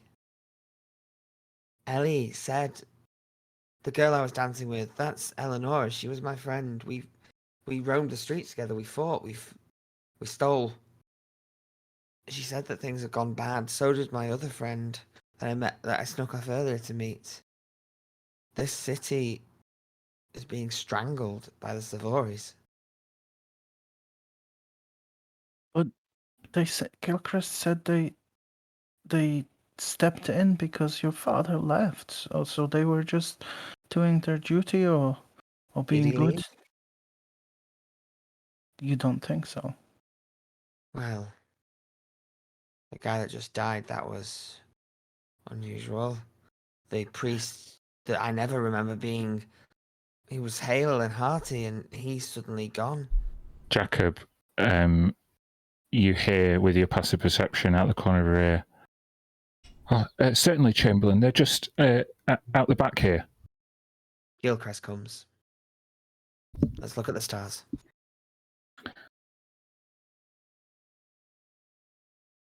And that's a Big Dipper right there. You star Yeah. seeker, you. You could. Oh, Yeah, so there you should be a found constellation stars for then. each. Is it time for a change Yes. of name? That's it. Our mission is complete. Thank you, Well- Gilchrist. We found the stars. I feel privileged to have been here to witness it. It's more that the interior of places like that can get stuffy after a while when you're used to spending your time outside, when you've spent time on the open waves for so long. Suddenly going back to a fine hall, an indoor space, is claustrophobic. Well, it is that particular subject matter on which I would like to engage you. Would you be able to set aside some time for a private chat now? On claustrophobia? On your return to this particular setting? Oh, you have acknowledged me? You will acknowledge me?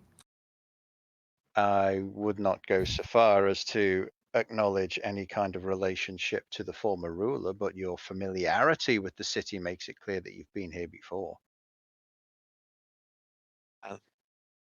When you're born here, raised here, ran away from your father here, and lived on the streets here, you will have some familiarity. So you say. Quite true. Are you able to spare a few moments? I'm sure I can spare one or two. Oh, my But whatever we apologies. speak of, I will probably discuss with my friends at later things. So, if there's is there I'm any sure reason you wish to would, encourage but this? the initial conversation should be just between the two of us. Mr. Very Smoke, well.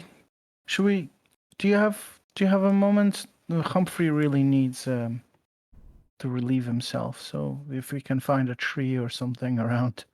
Are you Alright. quite okay, young Miss Hopwood? Of course I am. let me do something about that for you, and I would just put a hand on her shoulder and cast Greater Restoration.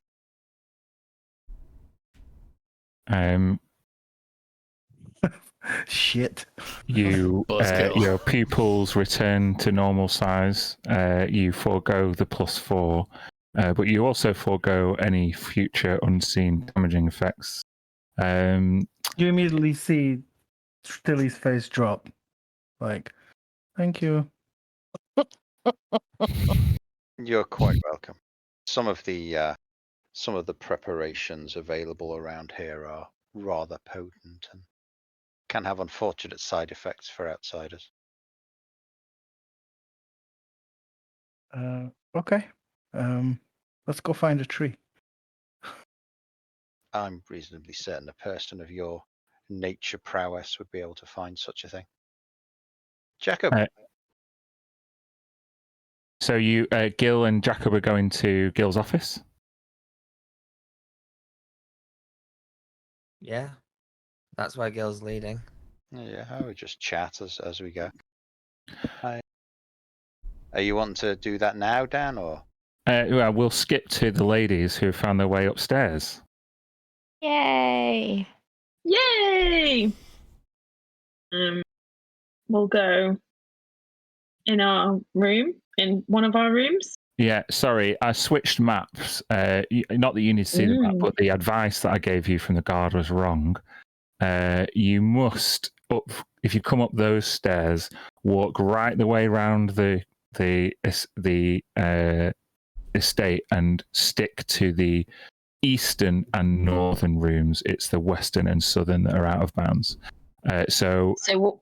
A guard would escort you all the way to the other side of the manor. So you're now you go all the way around and to the northern rooms where there's a whole row of suites that are all been prepared. You can see there's fresh towels outside each one. Some of the towels are missing out the front and doors are locked, and you can hear hushed voices coming from inside. But a guard takes you to one of the central rooms in the northern quadrant of the estate. These are the suites that have ready and fully prepared. You're more than welcome to spend time in them at your leisure, my ladies. Thank you, thank you. Oh me, I must take these so shoes much. off. I'm taking them off and done. Thank you very much. I Goodbye, bye, know. bye.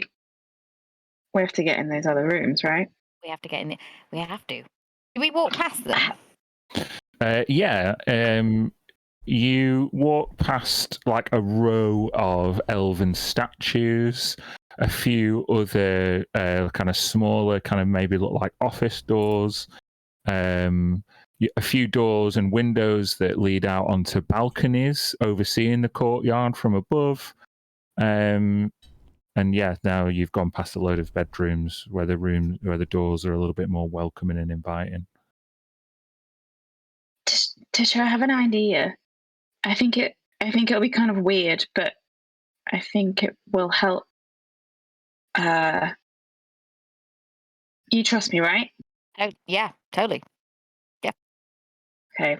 I'm gonna grab her hand, and then I'm gonna cast Etherealness at 8th level. Do you want to put that in the spell? I do.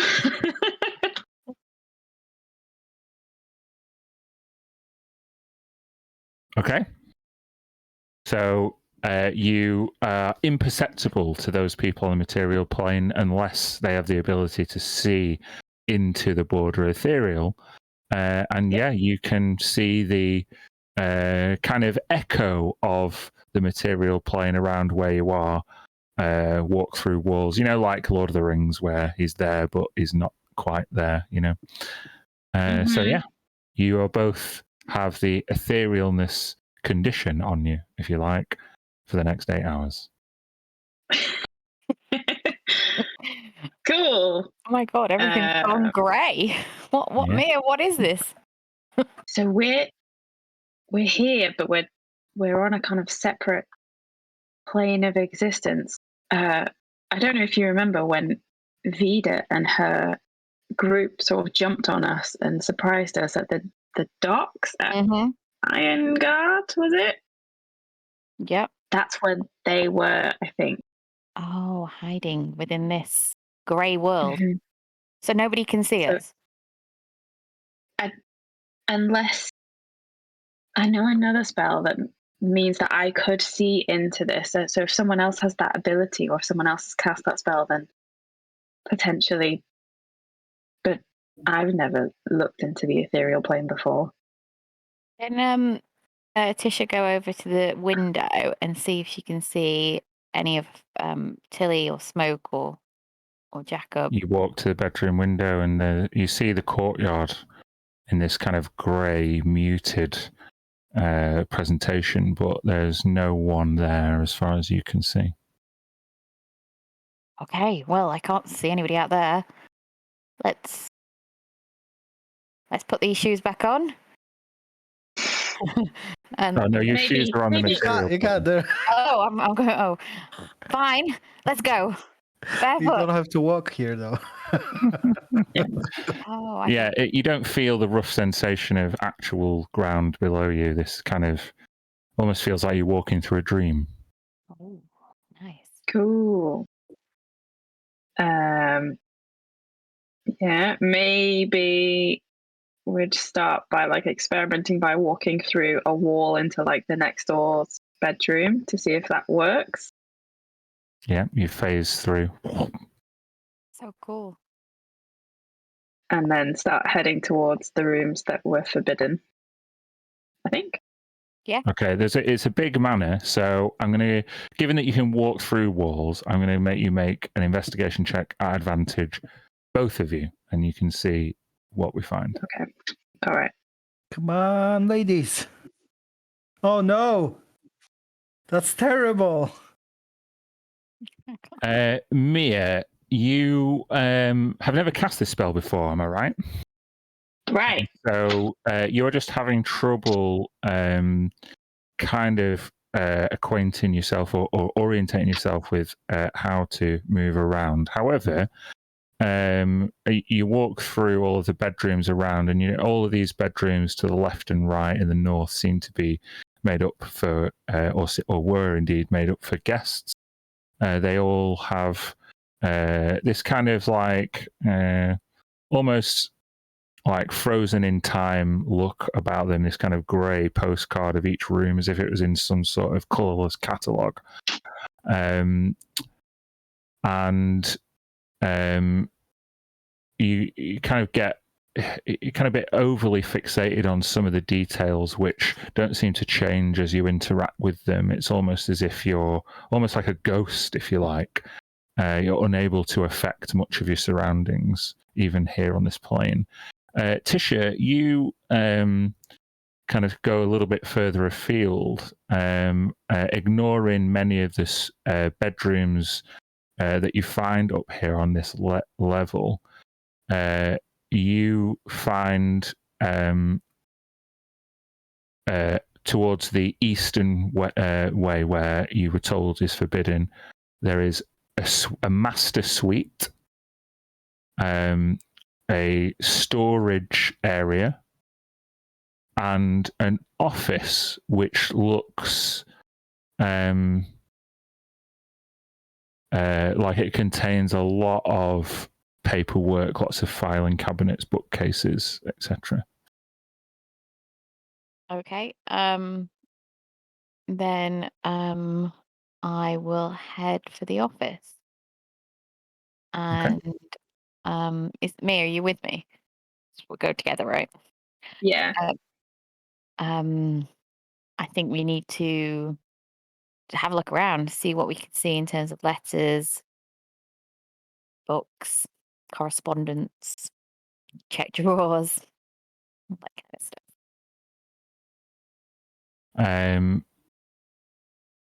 You ignore. Hold on. As this grey office, like you can't really affect it. You walk through the walls, but there's lots of drawers, and you just seemingly you put your hands through the drawers, and you can't seemingly do anything with them. And there's nothing already out that's worth reading. You ignore all objects and effects that aren't on the material plane. I need to move through objects you perceive on the plane you originated from. I'm just having trouble interpreting that. Hold on. Okay.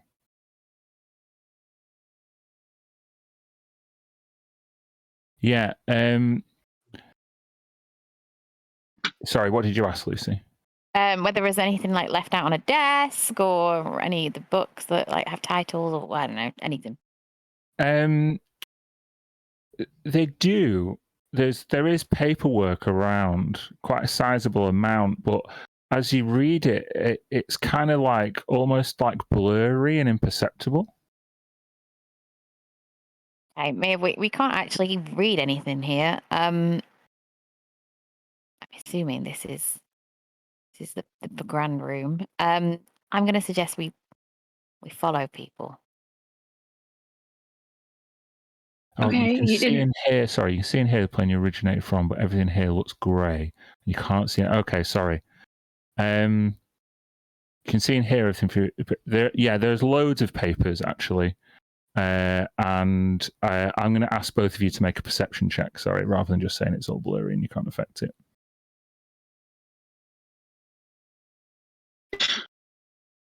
Hey. Okay.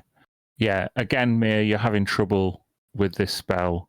However, Tisha, you hold up some of this paperwork, and as you kind of move it, kind of amidst the greyness before you, some of this paperwork comes into focus.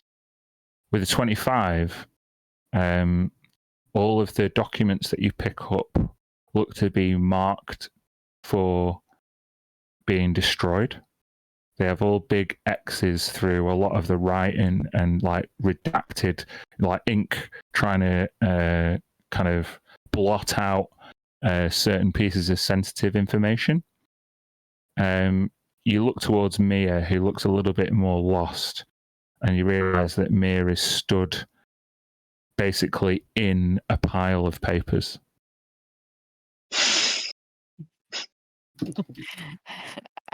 Just step back there, Mia. Just. I feel really weird. I thought that this would be okay. I feel so strange. Maybe you've got to like acclimatize or something. Be fine. Just step back because you're stood in a load of papers there. I'm sorry. It's okay. Tisha, I think my dad's downstairs. What? That's part of the plan. Okay, do you want to talk about that? Is that what? Your dad? No, but maybe that's why I'm being weird. I don't know. Okay. Do you think he knows you're his daughter? Oh, okay. How are you feeling? He was asking all questions about where I was from and seemed really interested, and talked about an encounter with Marid, and I think he knows, but he didn't want to talk to me.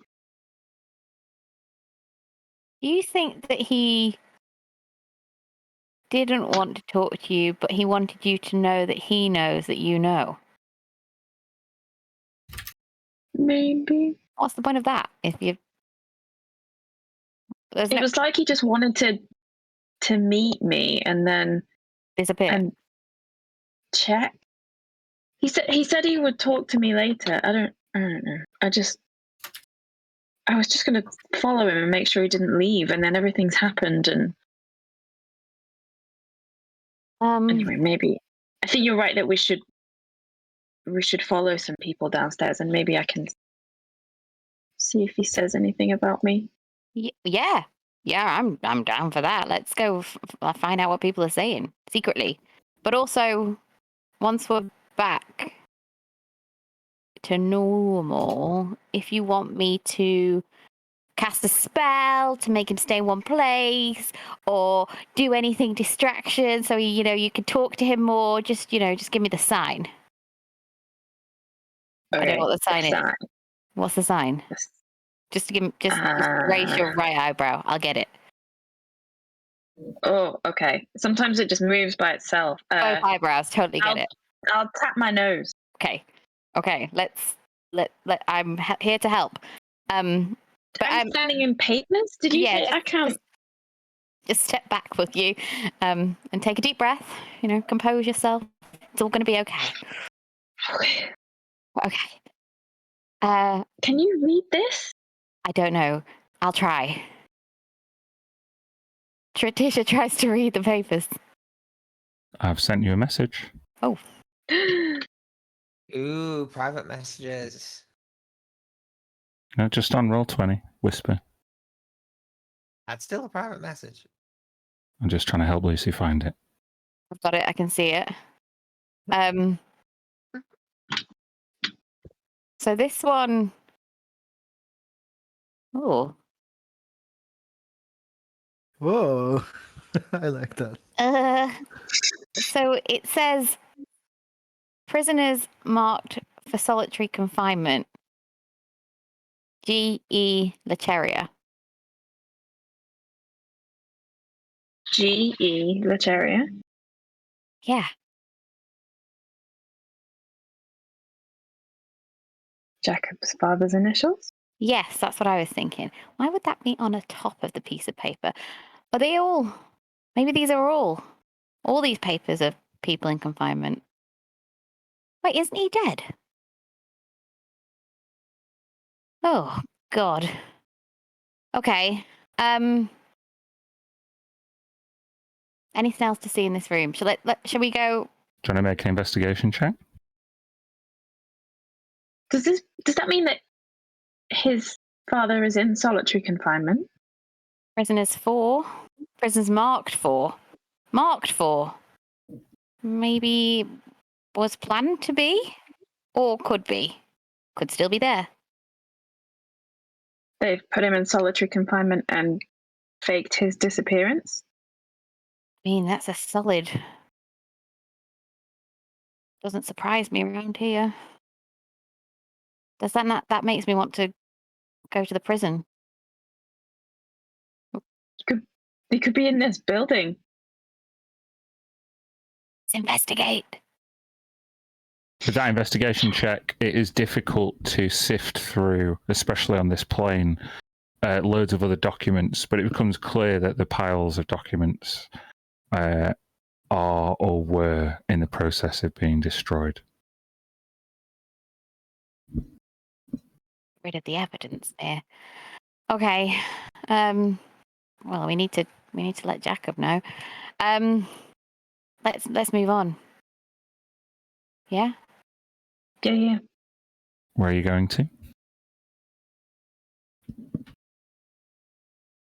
There's the suite, the storage room, or anywhere else you like, even if you can walk through walls. Go and check out the storage room. See what they got Yeah. in storage. Okay. You can both make an investigation check. Those dead bodies.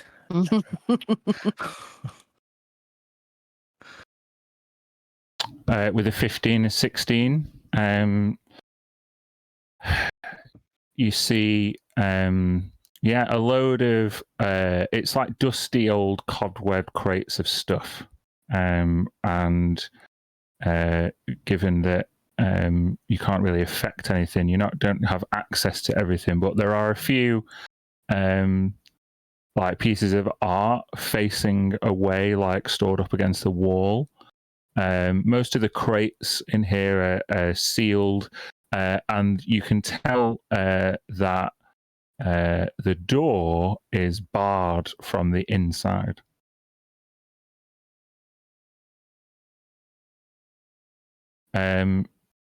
Tisha, you can also see a purple and yellow crest with an emerald dragon and a scroll underneath with the word Lecheria, literally in this old wall that is like painted on this old wall that is got like a cupboard, like kind of placed in front of it, a wardrobe. I point that out to Mia. Is this? They just where they've kept everything to do with little chariots, just stashed it away. Yeah, I would say so. Is that Jacob's crest? Yeah, it's familiar to you at this point. Yeah. Also, why is it barred on the inside? That means somebody's got to have been here to lock it, right? Guess all sorts of magic kind of put someone in here to lock it and get out again. It really means that they don't want someone in here. Thinking there might have been a secret room. Oh. With secret access. Oh. Is there any cupboards or? There are, but not that you can open. Can I walk through? You want to walk into the cupboard? Yes, I do. Put her head in, like. Yeah. Yeah, you just see loads of old military uniforms. Yeah, I think you're right, Mia. Okay. Interesting that they would keep it all and not just get rid of it. I know, right? Maybe that would be too suspicious, though. Like a burning or something. Maybe, and I guess they're slowly auctioning items off, like that standard that appeared at that auction that we went to. Maybe they're just, instead of just getting rid of them quickly, they're slowly auctioning them off for money. Yeah, that would make sense. I think we need And to that go. song, that poem mentioned an auction too. Yeah. Where did you see next? I think we just there's a bedroom. We can just have a quick look in the bedroom, just to see if there's anything worth noting. But I then think we need to listen in on some people while we're here. Mm-hmm. Investigation again. Given that you can't affect anywhere, and the room that you walk into, the suite, is pristine in its presentation, there's not a lot to gain. However, you are very much get the impression that you've walked into the lady of the house's quarters. Can we gather anything about her from the room? Or is it just so immaculate that there's no like personality visible? Does she wear perfume? I don't know if you can smell on the ethereal plane, you know. No, you can't. Or you can see it, yeah, that's true. Smells like ectoplasm.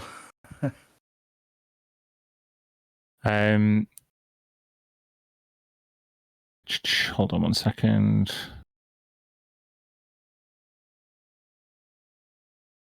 I'm sorry. You see, like the Estefax crest atop the like the main bedroom wall. It's got like purple velvet curtains. It's really, really pristine. I guess the only thing to discern is that the person who usually resides in this room is absolutely meticulous. Okay.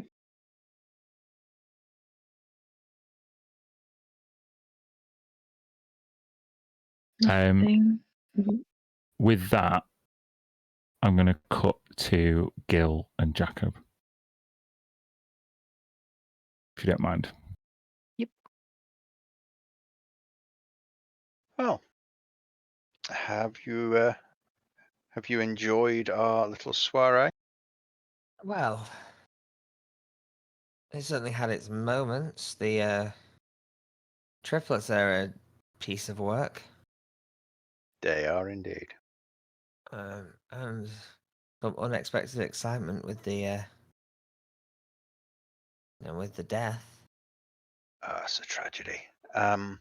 He was old. He'd been ill for some time. It was one of those nasty little fungal infections that infest the swamps and the jungle nearby. I remember him from years ago. It's a shame to see him perish such. It's always a shame to see a fixture of our lives disappear like that, but it comes to us all. Well, not some. Some live far beyond normal. Some existences are like a brief candle. Others go on for ages. No, it's very true. Those on this plane are prone to morbidities and fatalities, but those of others are not. But anyway, not what I intended to discuss with you. You've seen the repairs made to the city. You've seen the changes. Now, I freely accept that some of them will not be to your liking, but you can see compared to the way things were under your father, things are considerably more secure, more prosperous, there are more bellies full than empty. And if you have any lingering affection for this place and its people, I would ask, what is your intention should your identity be confirmed?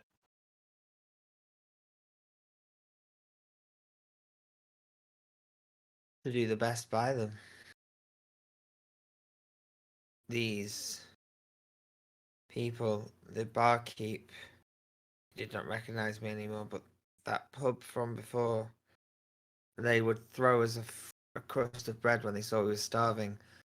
There are so many memories from around this city that the only honourable thing to do would be to ensure the best for all its people. But there is a way for you to do that.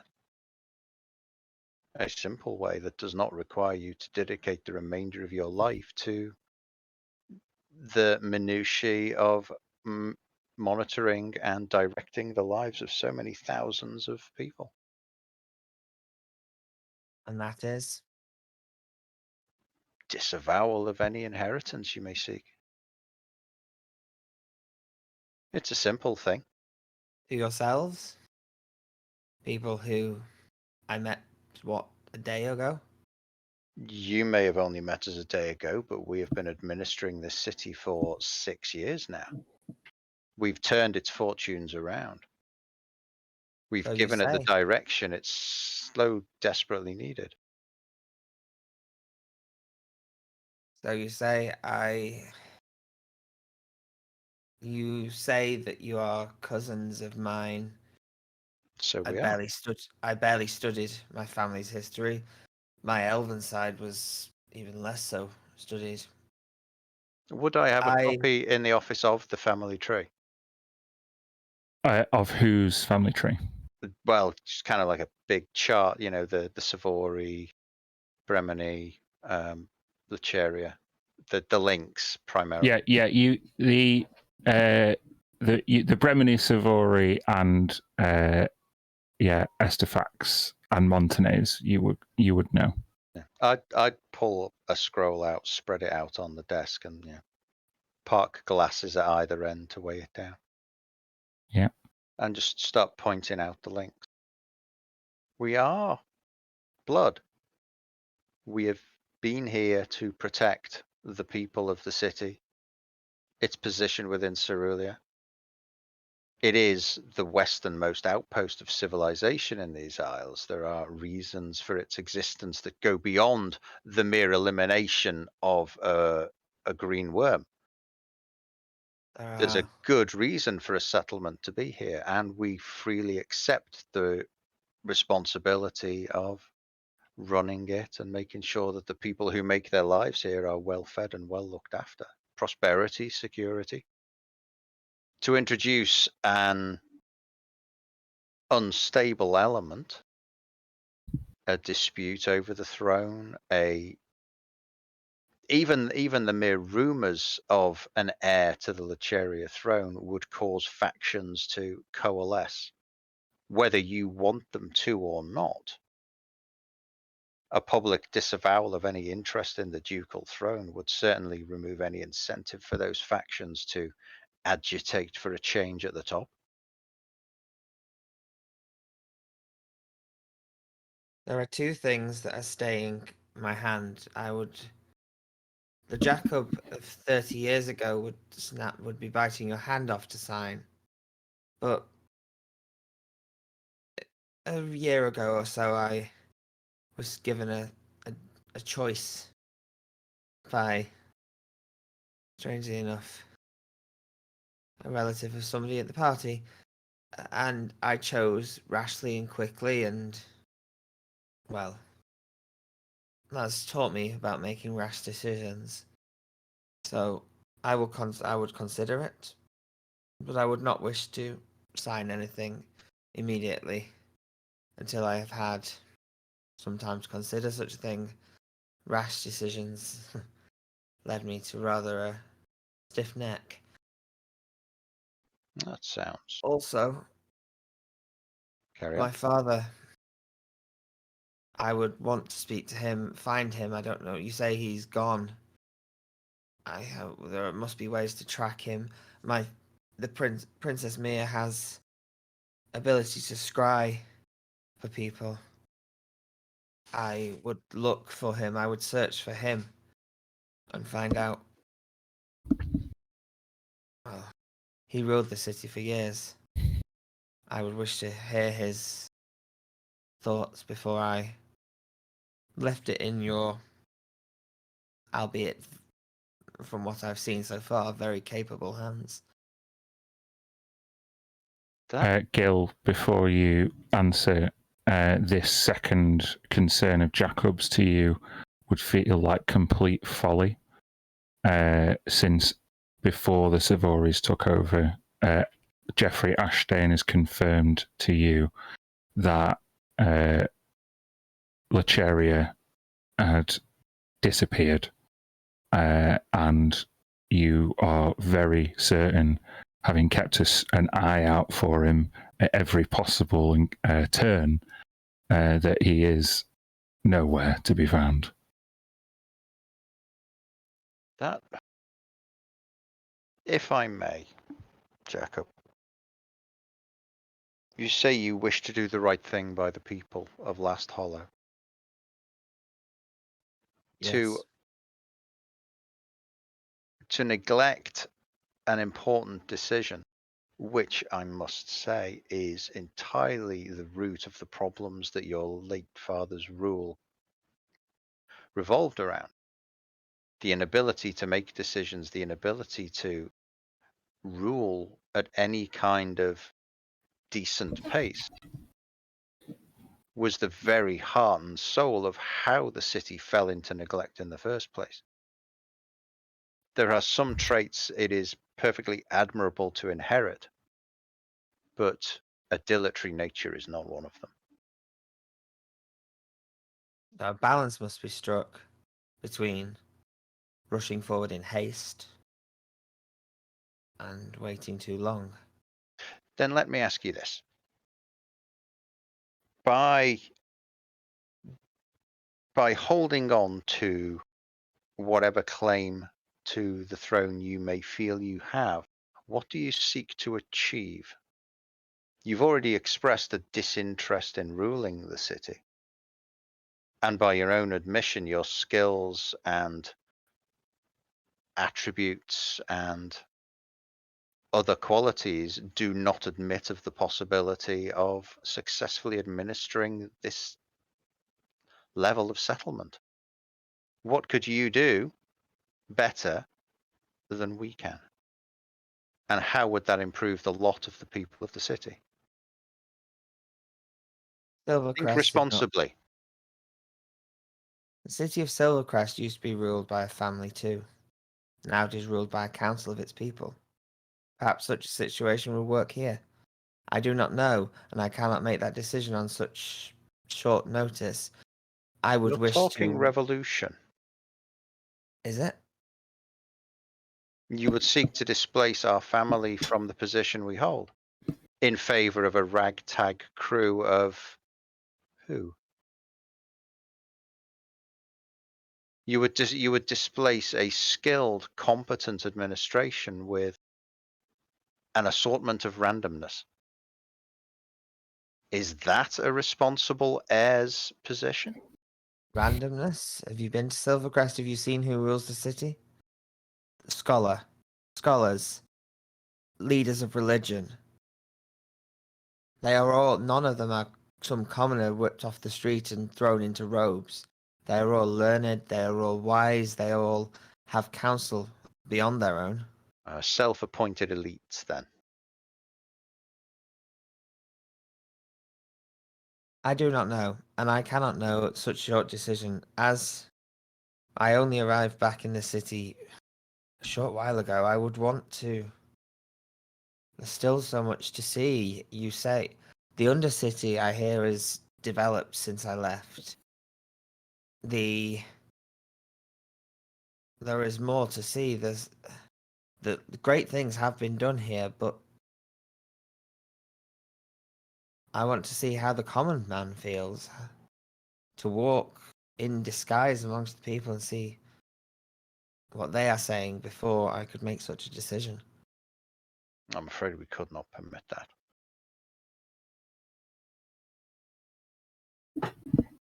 For one who claims to be the heir to the throne, to move around in secret, in disguise, would be to invite the rise of the very factions of which I spoke mere moments ago. Why would we let one move around the city as if a spy for a foreign power or a seditious faction? Because if you truly care for the good of the people, you would let, before making me make a choice, you would allow me to gather all the information. The good of the people is not advanced by the sort of instability you would seek to provoke.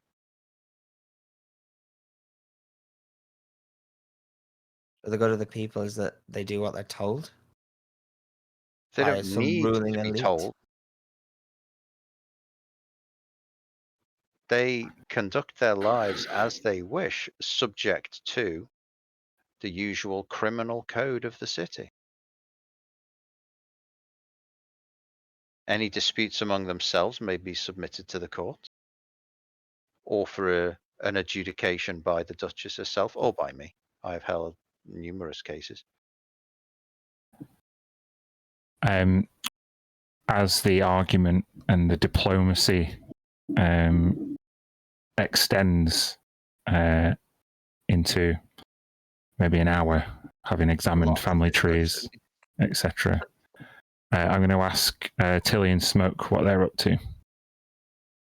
Yeah, so whilst Humphreys found a big tree on the side that he can freely pee on all over, Mm-hmm. and Tilly would turn to Smoke and say, I know he probably didn't mean anything bad by this, but there is just something about not asking somebody's consent before doing this kind of thing that really rubs me the wrong way. I have never invaded anybody like this without asking, unless they weren't able to speak for themselves because they were lying unconscious or dead. Total creep. Absolutely the buzzkill. Unforgivable. I think I agree with Jacob. I don't really trust that man, especially after this. You notice hanging around on the outside that some guests are starting to take their leave as the hour stretches later. So, Smoke, I wanted to say quickly, it's something really we wanted to talk about with everybody, but we seem to not have the opportunity.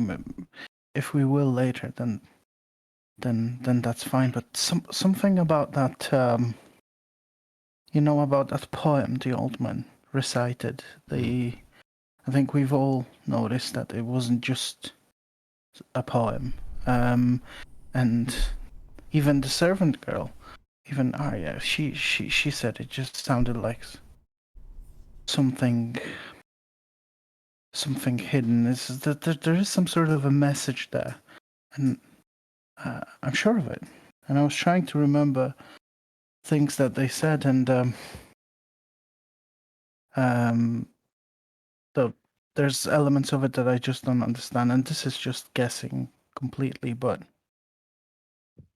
that second verse where he mentioned this the another mansion that was built, and he looked around specifically, and then he mentioned that somebody would see from the window something about the road of possibilities back and forth and something.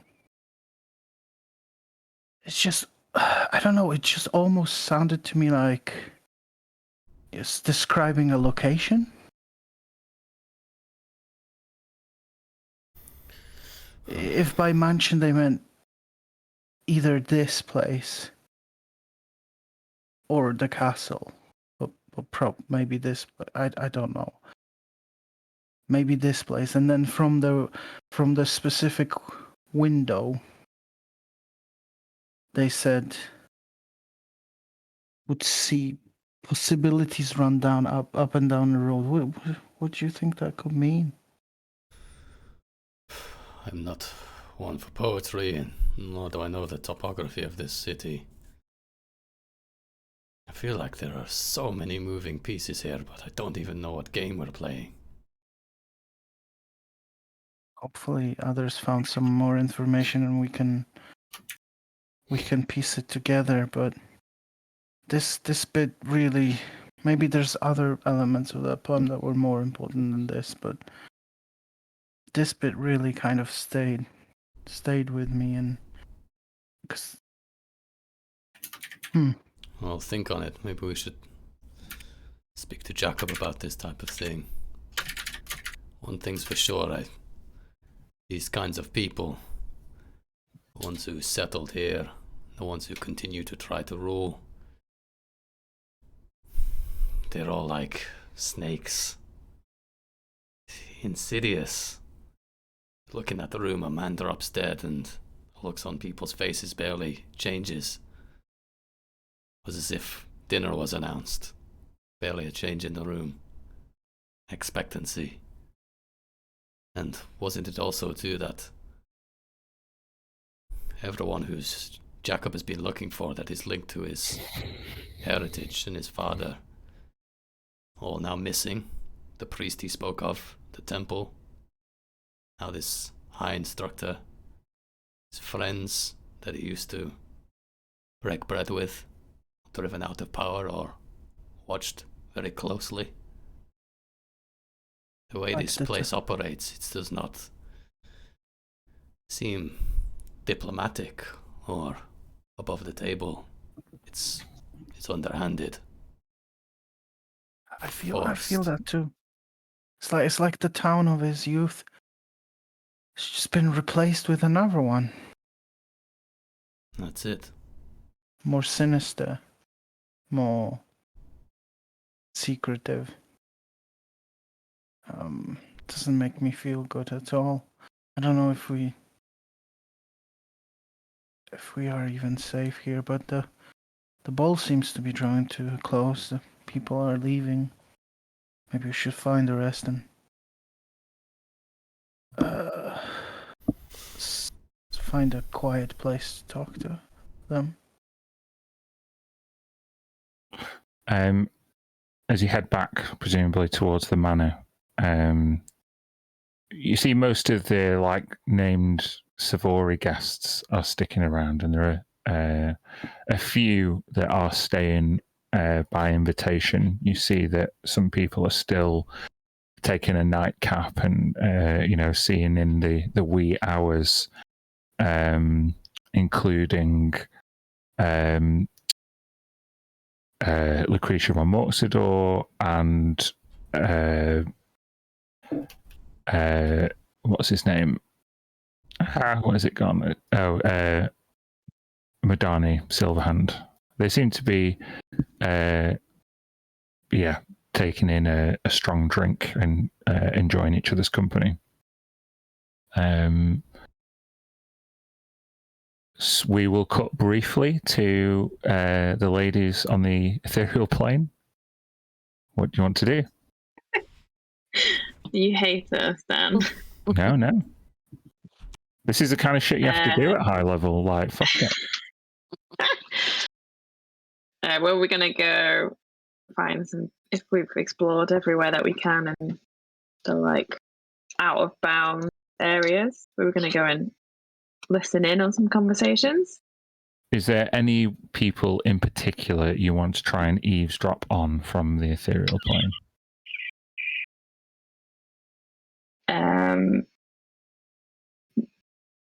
Kind of, Mir definitely wants to eavesdrop on Madani, but very selfishly. And Gil, I would say. Yeah. And maybe even Chidena. Yeah. Okay. You float by Madani Silverhand and Lucretia von Moxidor in this kind of grey presentation. You can make an insight check, Mia.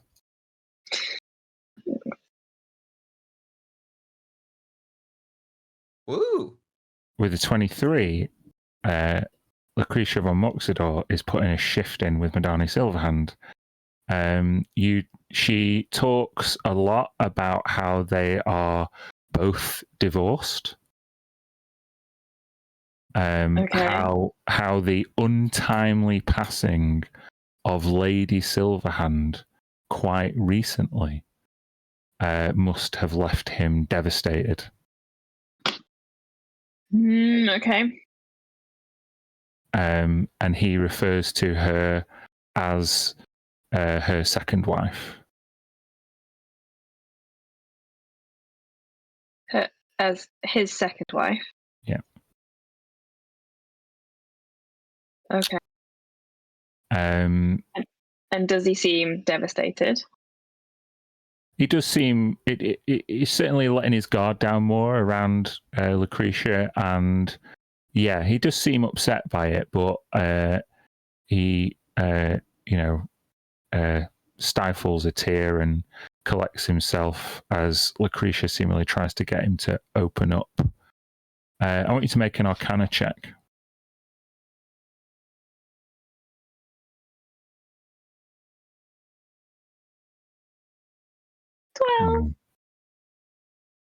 That was a weird thing to ask, wasn't it? Never mind.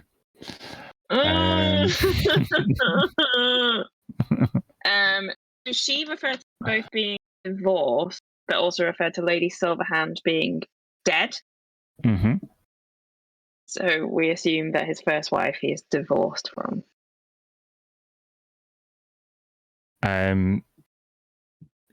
With that insight check, you don't know if it was just a turn of phrase Okay. or not. You Right. can make a history check, though.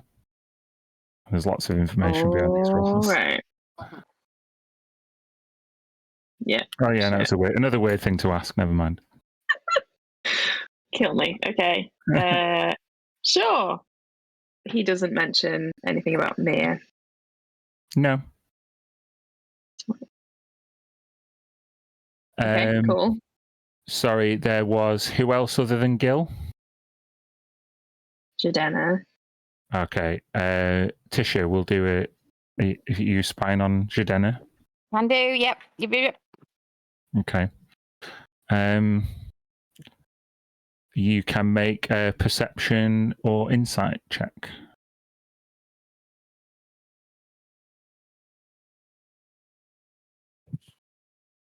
They're the same, so...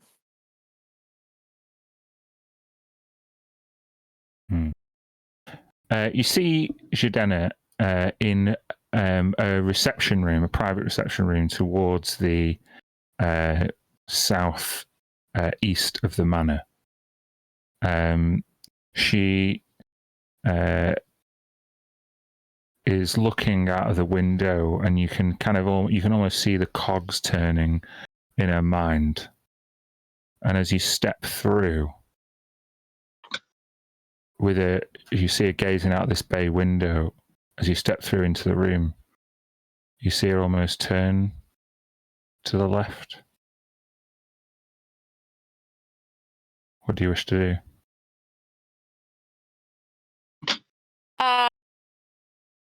Fuck.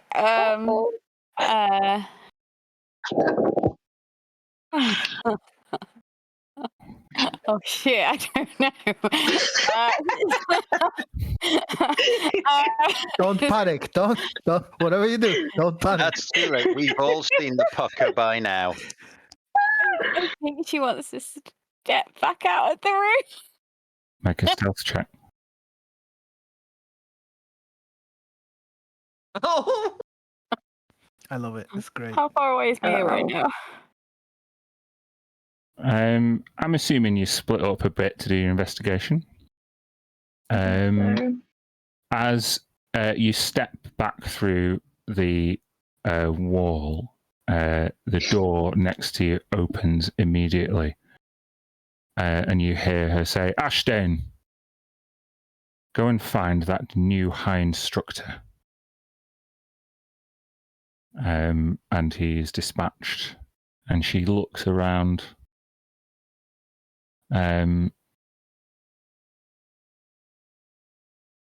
You can make an insight check if you want.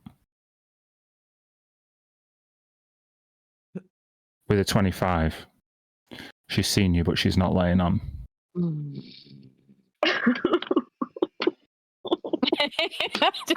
wants to just casually just walk away like it's not happening. Whee! Homer Simpson into the bushes. I'm not here. No. Oh fuck.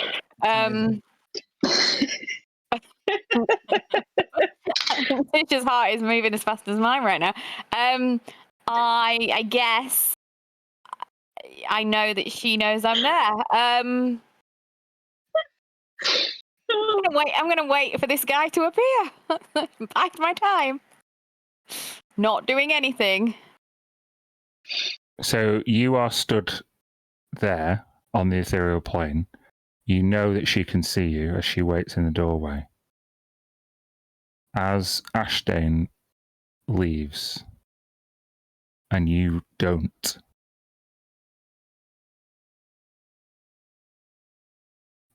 she clutches a purple gem around her neck. And instead of being grey, she immediately turns full colour. Oh no. Oh no.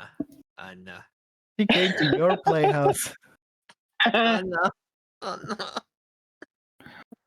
Well, spying, were we?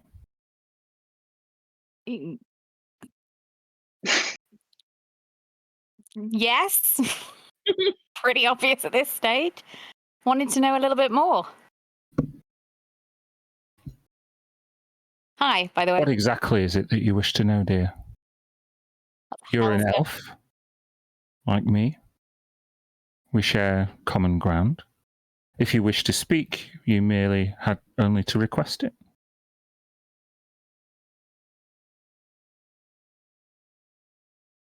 Well, I haven't seen you all night, really, so didn't have the opportunity to ask you anything in particular. But it's a big place. I wanted to see what was going on around these rooms we couldn't visit. Pesky like that.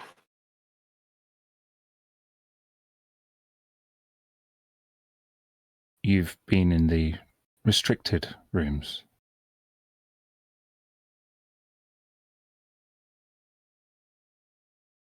Maybe.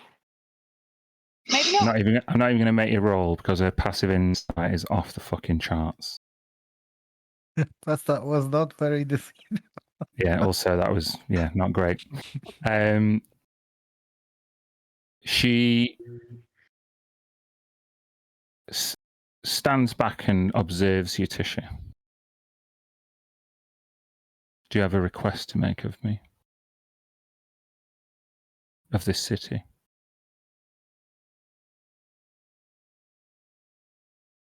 A request? I have questions. You can ask them, and maybe I'll have a request of my own. She unclips a veil.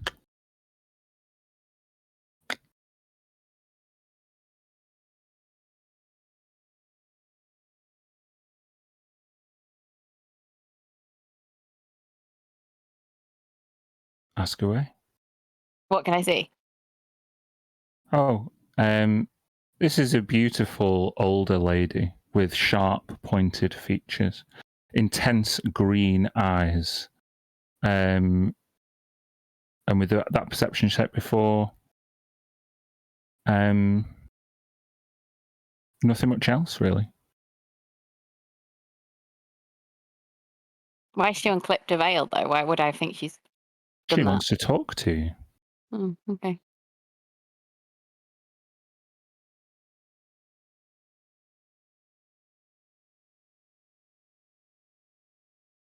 Okay, my question.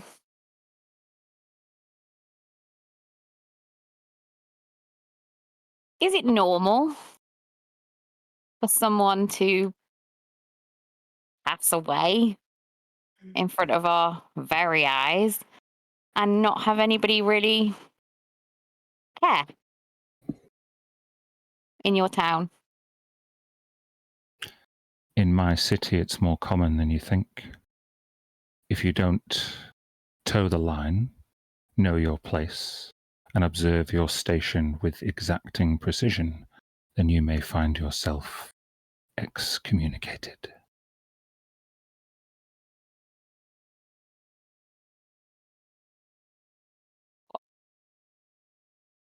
What did you do?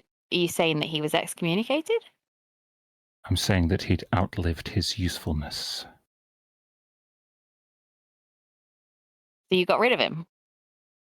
Like I do all my enemies.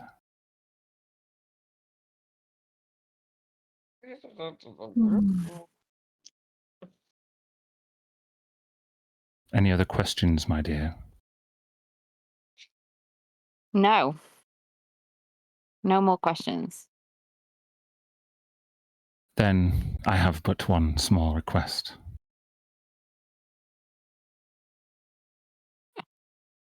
If you ever wish to see your sister, the tiefling, or that insufferable scholar ever again, you will ask your compatriot to sign Gilchrest's papers, and then you will leave this city. I can certainly ask. You know what's at stake. I don't take kindly to having my family's things rifled through by common thieves who should know better, young lady. Your grandparents would be disappointed in you. Hey, just to kind of come back here and say, if you know my family history, I knew your grandparents, respected and universally admired though they were. Your parents were upstarts, and it seems as though the apple has not fallen far from the tree. well, if you would know my family history, you would know that I don't know much about my relatives, and seeing as though many of them are here, I'm trying to understand more about them, and you, and the town. But I can think do you've as you learned ask. too much. Well, that's debatable. I feel like I still don't have any answers. Okay. Can I go? I think you'd better. Bye! She cast Dispel Magic on you and send you back to the material plane. Back to where? Just where I'm stood Back in to the where you material. stood, yeah. Yeah. You appear as Aurinian Savori comes up behind you. Oh, I'm sorry, miss. Have you seen the Duchess around? No. You see him clutching the bag from before, the one that the High Instructor dropped. He's looking around. It's most unusual. I was just summoned. Mr. Ashdane sent me this way.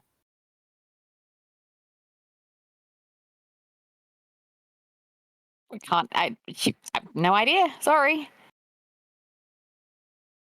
Which way's back to the. Oh, just past me. Okay.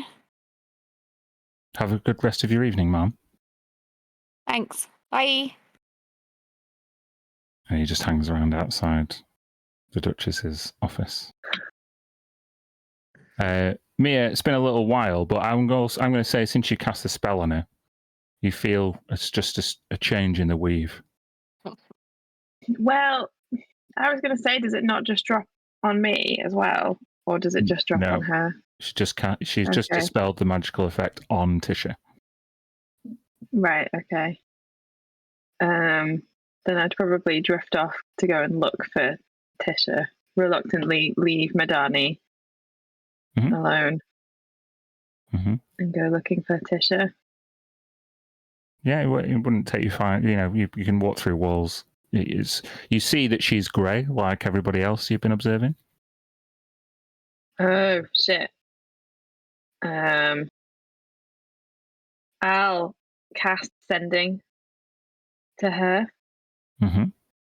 Does that work across different planes?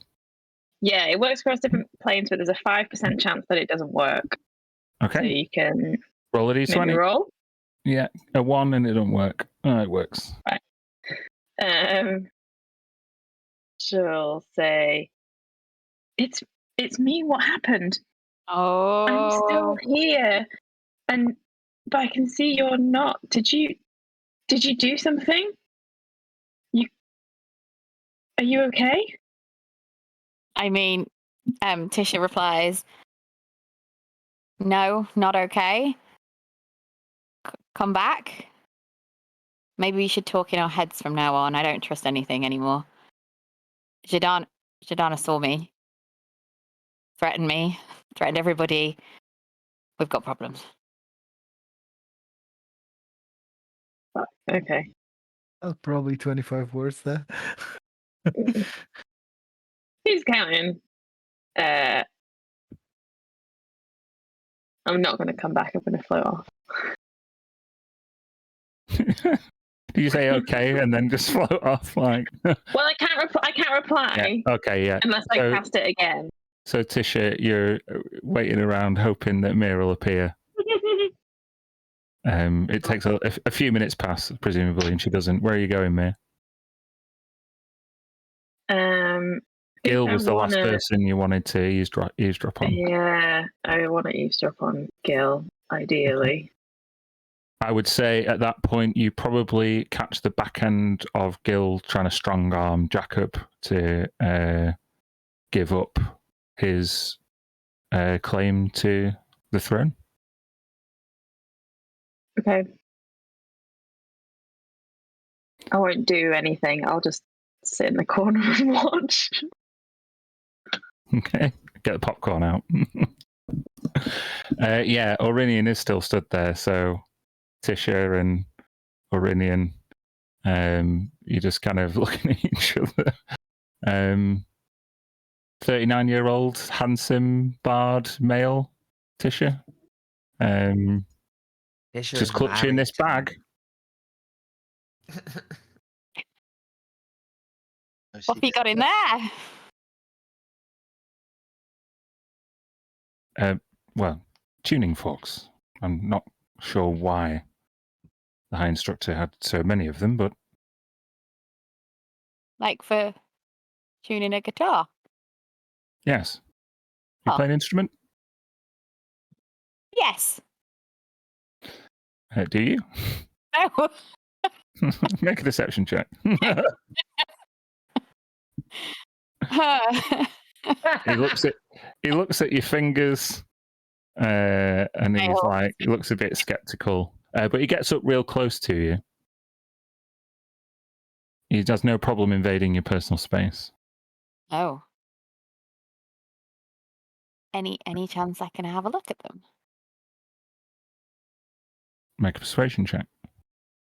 This is more your thing. Come on. Yeah. He opens up the bag and you see 6 identical, very nondescript tuning forks.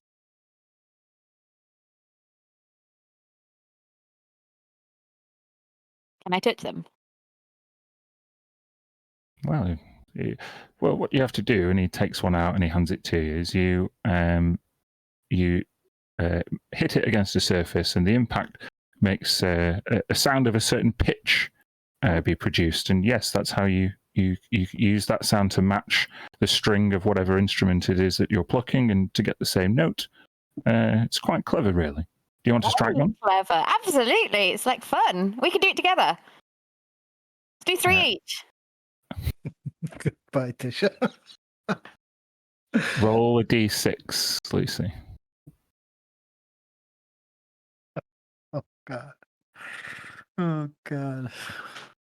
Okay. So you strike the tuning fork. Just tell me what number you got again. 5. Okay. As you strike it, this high-pitched warble and vibration passes through your ears, and it's disorientating at the minute. Make an Arcana check. The vibrations are very much keyed into a frequency in the weave. The random one you picked seems to be enchanted. And as the vibration continues, what do you do with the tuning fork?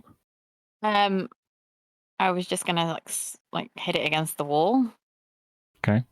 As you listen in, having bounced the tuning fork off the wall, this vibration persists for an unnaturally long time, and then in your head, you hear. Hold on. You hear. Don't let anyone from the noble houses hear you. It's likely that.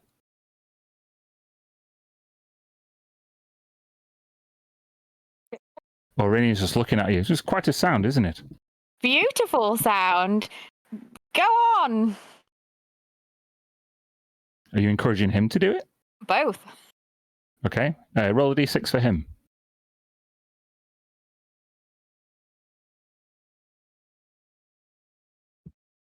With a 1, he strikes the tuning fork. And he's like, listens as if he's expecting to hear a sound he's heard 1,000 times before. And then his eyes widen as if he's hearing another encoded message. And he puts the tuning fork straight back in. I'll be taking that now. And he goes to grab the tuning fork out of your hand, Lucy. And I throw it out of a window, down the stairs, far, far away. You're throwing the tuning fork. Yes. Okay. Just roll a d20 and add your... make an athletics check.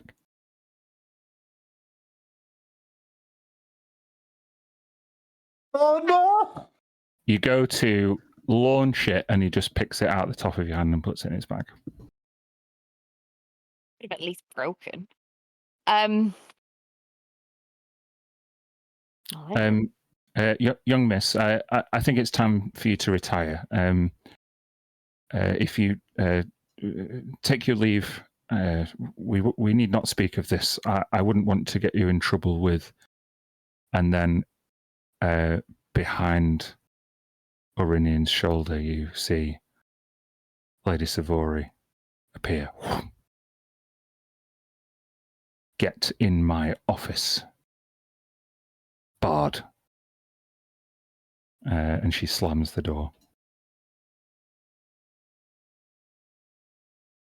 That's off Tisha walks to find people. Okay. At this point, I'll say, Jacob Gilchrist, how do you conclude your meeting? Jacob is unwilling to sign at this point. He will keep insisting that he be given time to consider. That not too much time. He doesn't want to be indecisive, but he also doesn't want to be hasty.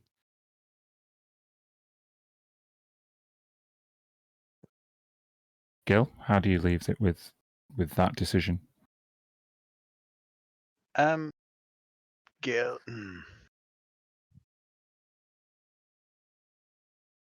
You place me in a difficult position. You've clearly indicated in earlier conversations you've no wish to rule the city, and yet you find yourself unwilling or unable to relinquish the claim you would have on that precise state of affairs. For you at this moment, not necessarily forever. Just let me think on the decision. Then I would ask you this. While you are giving consideration to whether you want to spend the rest of your life ruling this city, consider the people who make their lives here. Consider the changes in the last 5-6 years, and consider whether you want to increase the risk of all that falling apart as rumors begin to spread, because rumors do spread. Your mere presence and equivocation increases the risk of political and societal instability. You begin to foment the exact problems that your father did. Think, and think quickly. Now, if you'll forgive me, I must attend on the Duchess, and I'll usher him out of the office. Good evening. And I take it I'd bump. Yeah, you bump into Tisha, Smoke, Tilly. Shall we try and reconvene? Mia is obviously still on the ethereal plane in that room, but Gil where do you go from there? Straight to the Duchess's office. Okay. She gave me a command. I've not fulfilled it. Yeah. Mia, go watch him get spanked. You can't communicate with I her, know. And you don't Um, know if she. and you don't know she's there. But yeah. So, Mia, what do you wish to follow Gil, or are you going to follow Jacob? I won't follow Gil because I know that Jadena can see into the ethereal plane because Tisha told me so. Mm-hmm. I think I'd probably creep back out into wherever the rest of the party is and see what they're doing. Mm-hmm. Like follow Jacob. Yeah. So you're in the kind of main hallway, Jacob. You bump into Tisha straight away. Tilly. And there's other people still here. Yeah, it's quieting down now. Like more people are making their way upstairs. Those who are staying here. It looks like the main two guests that are staying are Lucretia and Madani. Most like Prince Leva, Captain Twinflow, Bron Broadpocket staying here as well. But yeah, lots of people are leaving, giving you more chance and opportunity to talk in private if you wish.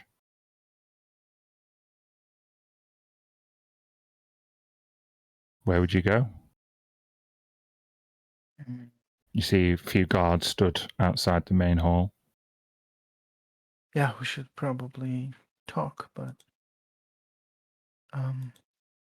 should we step outside or? One of the guards just says, "You may retire to your rooms if it's that late an hour for you." Oh, we have rooms. Yes, there have been some prepared upstairs. The lady has already been shown, and points to Tisha. We'll just walk my dog just before we go to sleep, so he's had his fill, and then we'll retire.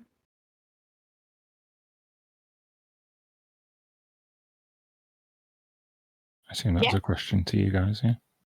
Yeah, that sounds like a plan. And then I'll sort of lead them out to the same spot where you were smoking weed before? Well, they're a bit By the further away tree. from that, by the tree where Yeah. where Humphrey can, because I don't know. Is it possible that when we're already there, Mm-hmm.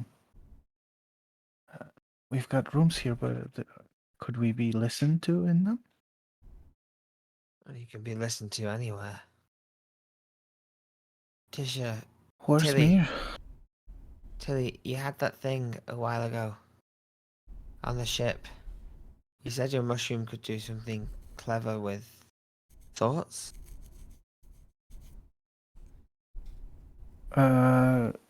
Nibbles could do some Yes. spore trick. No. I mean, we didn't talk about it, but I think I left him in the On our the ship. quarters. Or yeah. Oh, well. Yeah, unfortunately. I'm very wary tonight after what happened. Gilchrist was trying to get me to sign something.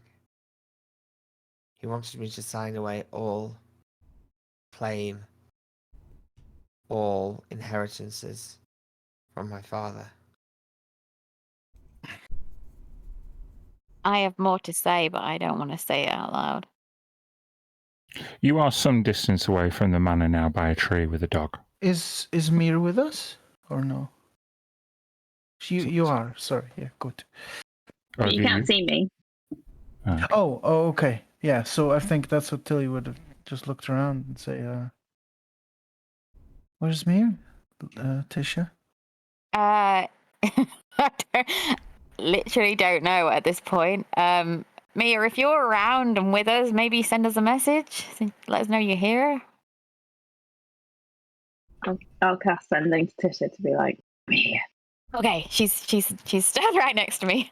Yeah, yeah, no, then- she's here. We and then I'm gonna spill everything that I've just been through. Do you wish me to before you do that? Do you wish me to cast something that I'll have a spell that I can call up a wind around us to maybe give us some privacy? Yeah, I do, in fact. So I will cast. It's wind wall, but I'm just going to cast it to basically make a wall around us to sort of give us some privacy to have a Janet. conversation. Do you want to just post Windwall up in the old chat there? Oh, me. Rooney giving us all 9 bludgeoning damage. Jacob, thank you. No, it's 1 foot. It's 15 foot long. It's 15 foot high, 50 foot long. So basically, I put a circle around us with it inside it. Up to. Oh, you're gonna have to talk quick. Oh, shit. You got 1 minute and you have to concentrate on it. I can concentrate, but Tisha, talk fast. Tisha, what's happened? okay, so we cast a spell that went to the ethereal plane, and then we went missing for looking for things, and then we found some paper, and then this happened, and yes, so basically we think that you were, and then we repeat the fact that the message about his dad, and the fact that she found me, and I was threatened, and Mia's still in the ethereal plane, and the tuning forks, and everything that I just went through, and she knows, I know, and she's terrifying. She's a vampire. What? Whatever she is terrifying and Like- dangerous, and she's like- caught our friends. Who? Like And my that sister. other... that Jidena's a other lady. vampire? Never met or heard about one, and here's 2 in the same night. I Yeah, hate this Jidena. place. Well, okay. She said to Well- me that I had to force you to sign on death of those closest to us. Wait, who? Naeem, a scholar. Town? I'm going to assume Libby and maybe Shamselvuk. Wait, so Where's So hold- Already. so she has them. She captured them. She didn't say. She just said, if you want them to breathe again or whatever. But the way you say it, it sounds like she's got them. And I mean, that it could be the truth. why aren't you more freaked out about this? It's your sister. I mean, what can I do? I'm here telling you about it. I mean, I said I would ask Jacob to sign. We need a plan here. I vote we bomb everything. Revolt. Kill. Get out.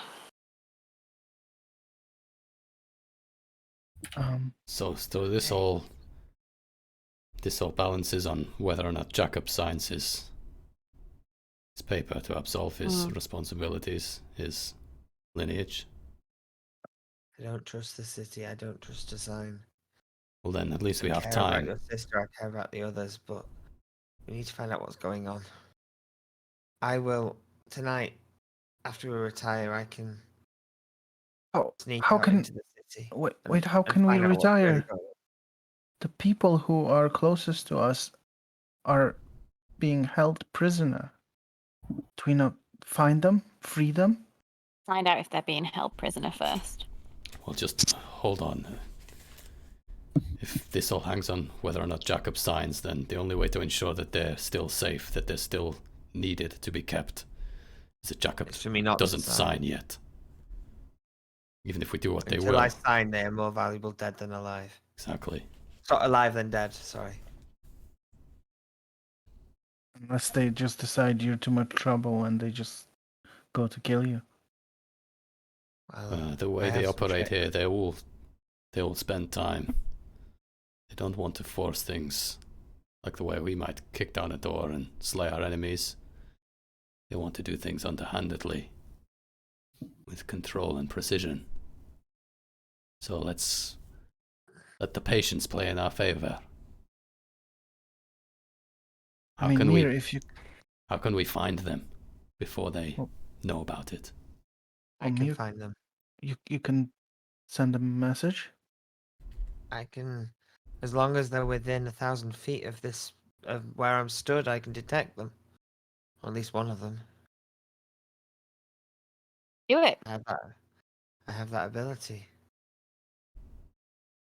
But we need a plan. We can't just blaze in and kick down the door, can we? Question, DM. Where are my weapons? In the castle. Yeah, you would have left all arms you couldn't conceal at the castle. You have one butt crack dagger. Jacob has it. and that's the same for everyone, right? Not spellcasting focuses, but in terms of martial weapons. Jacob has his sword. Well, I'm as useful as I would always be. Yeah. In one incongruous bit of attire, Jacob has his water skin still on his belt. I don't have my shield obviously or my armor with me. We're not attired to go chasing after them, go searching for them tonight. I can sneak into the city and try and discover what's going on. I think it might be useful to see if we can reach them. If Mir, wherever she is. Do you wish me to? Shall I cast this? Let me.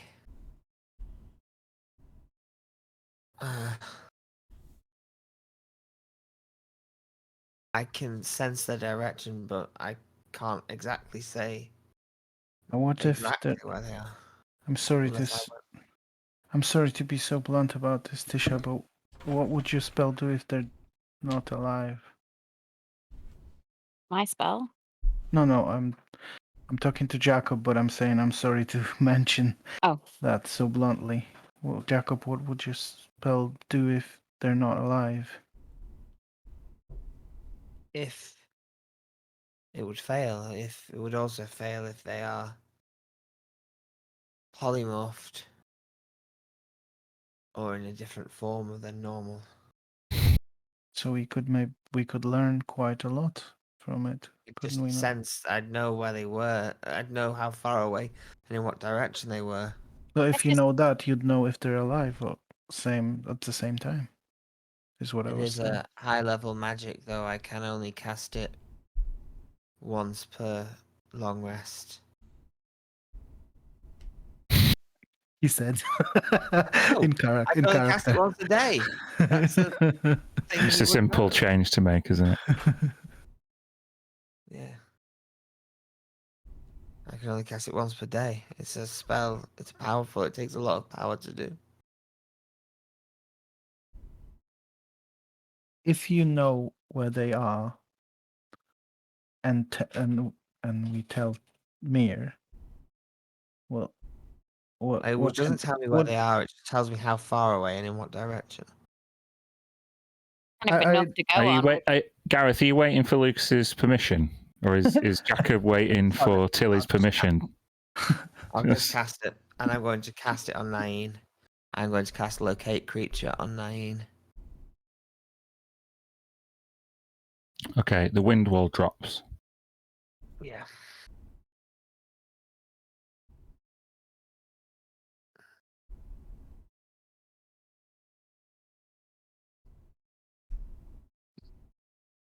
So I have to do a little bit of geography. Bear with me. No water in between where we're still in the castle, if that's what you're looking at. What does it say about water? Yeah, at the bottom, 10 feet wide of water will block it. Oh. So through a river? Yeah, there's a river to the sort of north of us. You get no response, Jacob. No ping, no nothing. They're out of range. If she's nearby, I can't feel her. She's either out of range or not in a sense I can detect her. Definitely not here. She was here earlier, wasn't she? Tisha? She was close by, enough for She's not you to be now. able to detect her. She's not now. Uh, Should we? well, we're being watched. If we start to investigate, we'll be found. She's already suspicious. I think they're more than suspicious. They know They know that we know something's up. They just don't know what extent. I think Smoke is right. Holding out signing gives us a bit of time. Yeah. I hate to risk Libby and Naeem's life that way, but it is the best choice, especially if they have them captured and they want me to sign, then that makes me even warier to sign, because if they can do that, then they are obviously not going to do what's best for the people of this city. My people. So you suggest we go back to the castle or stay Well, here for the We night? have to stay here tonight, I believe. It's what we're expected to do. We don't have anything with us, do we? I have one thing, but not enough. I don't know. I feel like we should do something to go and find them. I could try some new magics I have. Get us But they're not. all into different forms. Could go and start looking for her. Well, I can hold this spell for an hour, so if you can put me into a fast form, I could fly or run around and see if I can get a location. Yeah, and we'd be out of here. That means they can't pressure you for sign or anything like that. We just need to make sure that Mir is with us, or she's got other plans. I don't know, Mir, if you can give us a sign as to what You you're saw doing. me.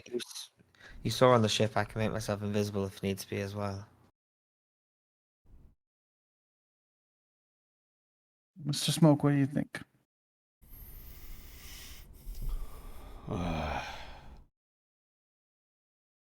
If you transform us all, we all have to be stood around you.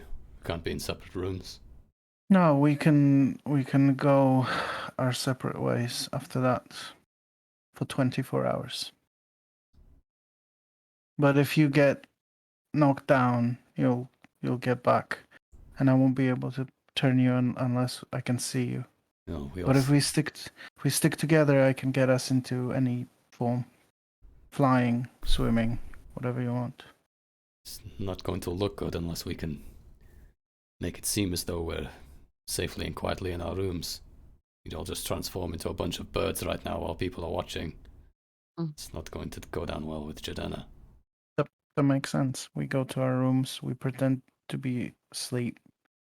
We'd have to do that quickly because I can't cast this spell again, and it's only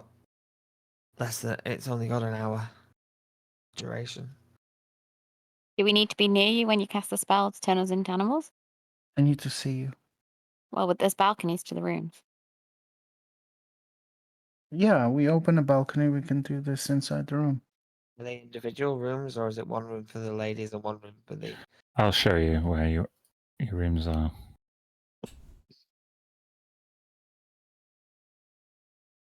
On the top, right there.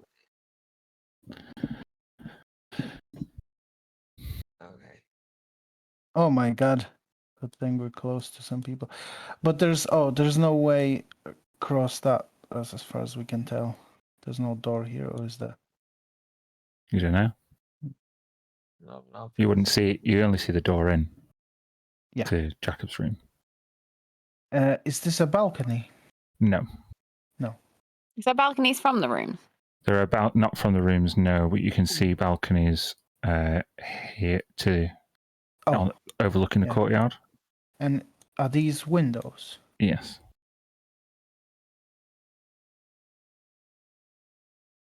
Well, Good. It's too risky. All of us disappearing all at once. We're supposed to be in separate rooms, watched by the guards. Your only chance is to turn Jack up, while he still has a magical ability to find where Nyane is.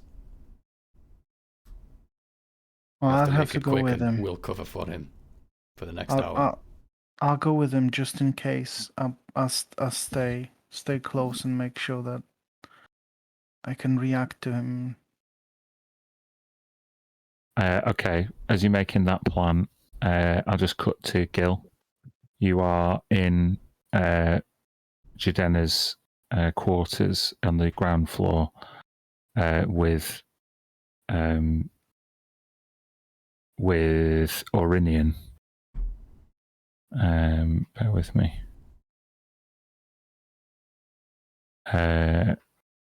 Sorry, you can't split players. But yeah, the door is closed as you approach.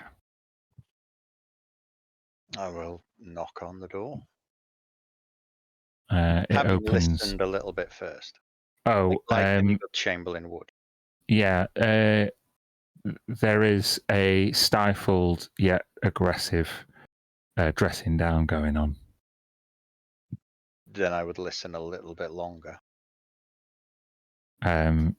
Aurelian Savory is being cast as an imbecile. And is about to get throttled when you hear the sound of a tuning fork. That's when I knock on the door. It opens without anybody attending to it. Step inside. Why are they still in this building, Orinian? Well, I thought they were just tuning forks, but listen. I told you to put them where they belonged. Well, they belong with the High Instructor, but the High Instructor's dead, and now I'm the High Instructor, so...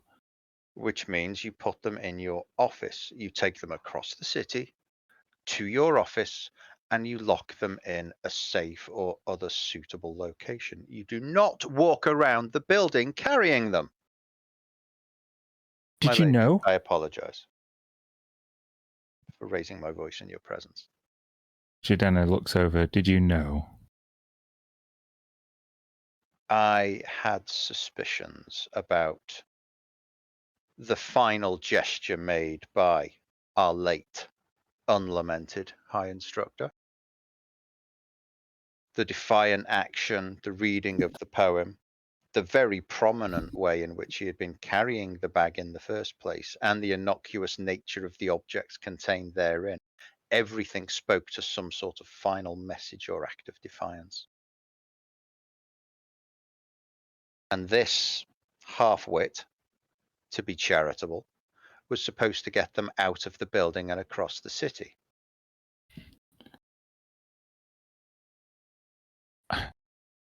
It was just the Montenegro girl. She just heard one of them, and that part of the message wouldn't have made any sense on its own. Heard one of what? And with that, he takes all the tuning forks and he's carefully arranges them into the correct order, which he seemingly has demonstrated for Jidenna as you entered the room. As Jidenna gives him the nod, he plays them one after another. And I will message you what that says without anybody else knowing. Okay. I mean, do I have to be holding them to know what it is? I have to be the one. Yeah, he guides you through it. Tick, tick, tick, tick, tick.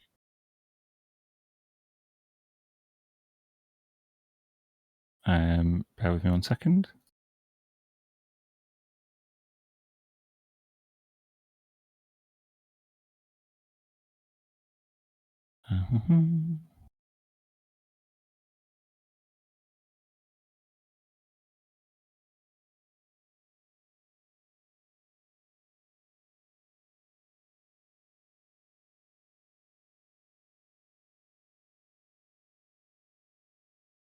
Insolent to the last.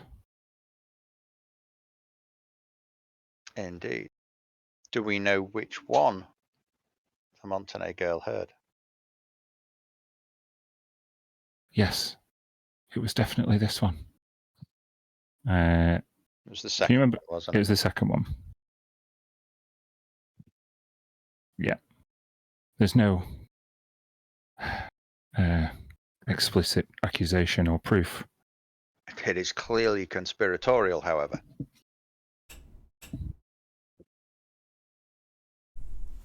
Well, if they weren't digging into things now before, they will be now.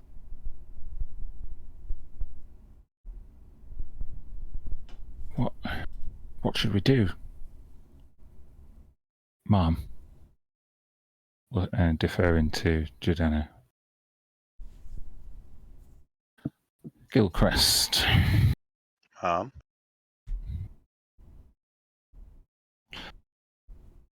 Our noble traditions stretch back a millennia.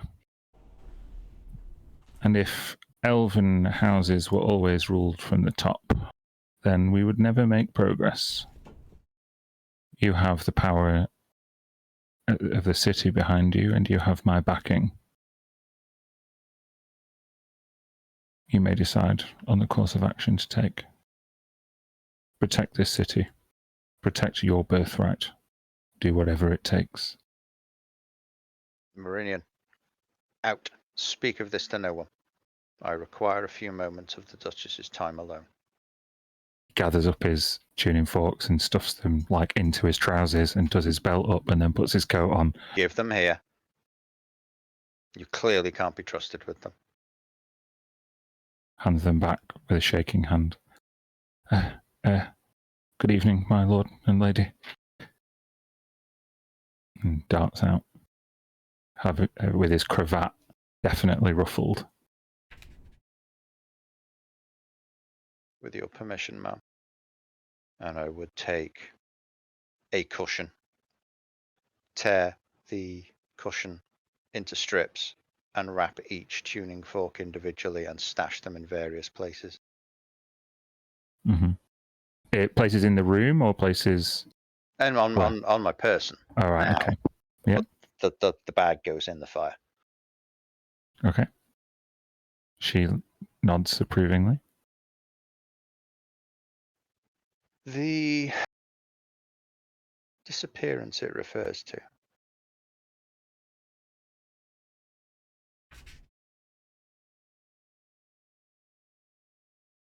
Make a persuasion check at advantage.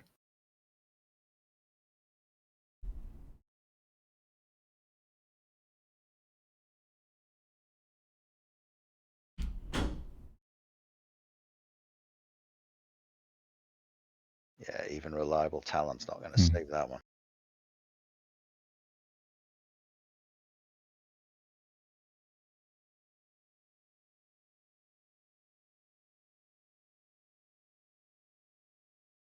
Lecheria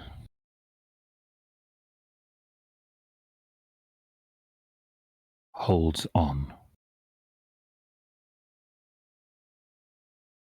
Very well. Incapable of rule and unworthy of power.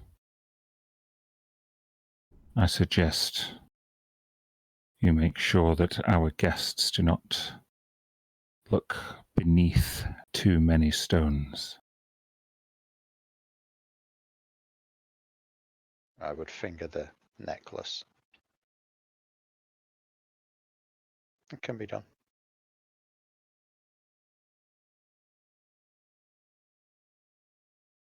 There is a great future ahead for you, Gilcrest. A future that has been born from a past that is really only half the story. Now I'm intrigued. Yeah, it's funny. This place has only existed for a few years. No time to really develop their own traditions, but former rulers should, for an island nation, a burial at sea would be entirely appropriate, wouldn't it?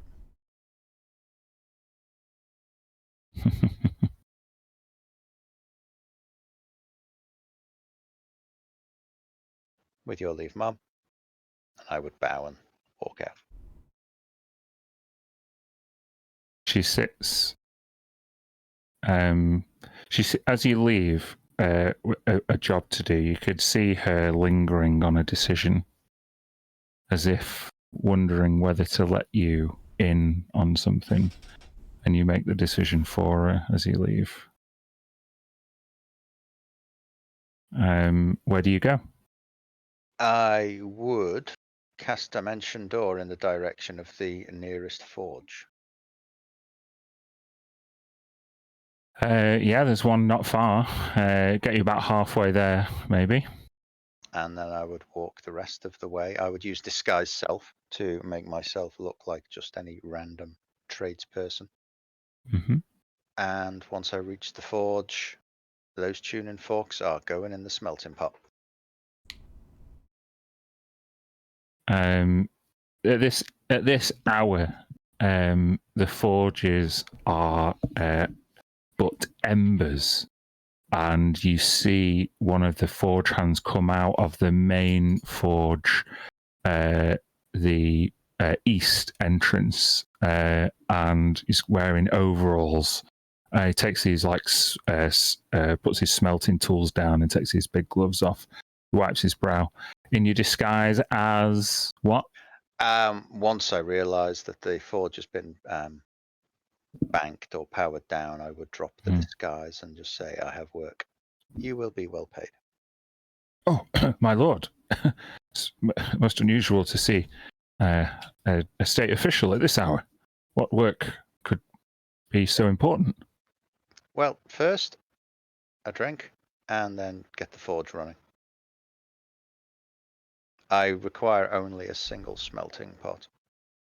You don't have to fire the entire apparatus up again. Oh, I think I've still got a few lukewarm embers. Shouldn't be a half an hour. Good lad. And I'll put my feet up in the corner and watch him work. How does Gilcrest feel about the kind of roller coaster of events, the revelations, the pressure, the prospect of a promotion? How is his stress levels? At the moment, he's buzzing. Mm-hmm. He's been offered. He's basically been offered the heirdom to the kingdom, to the ducal throne. Mm-hmm. At 28. Younger than Jacob. So he's just thinking, well, there's still a few obstacles to be dealt with. Mm-hmm. And so as he's watching this young forge hand get the forge going again, he's plotting. As you stand over the forge and the molten slag becomes reflective and semi-translucent, you see your reflection. Make a perception check for me.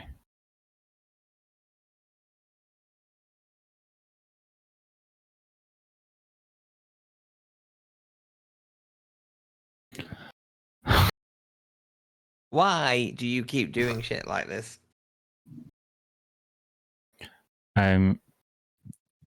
Your eyes, normally green with envy, are now almost glowing green with ambition. The scent of success fills your nostrils, and your incisors seem to grow in anticipation.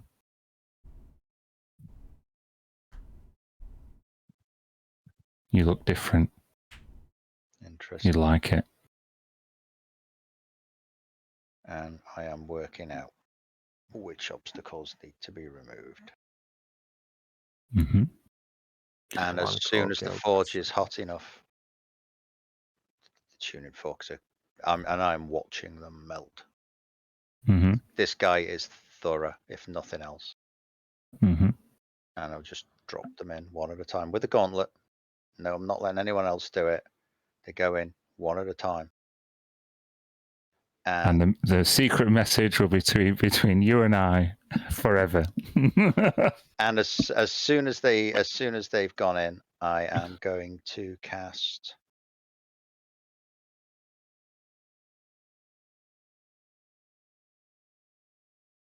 Yeah, I'm going to cast Synaptic Static on the Forge Hand.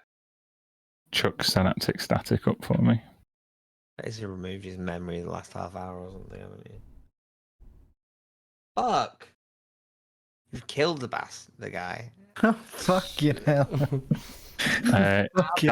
With that much damage, that is what would happen. Do you wish to do lethal damage or non-lethal damage? Oh, yes. Lethal. And by the way, die. And then grab hold of the body, dimension door to the river, in he goes.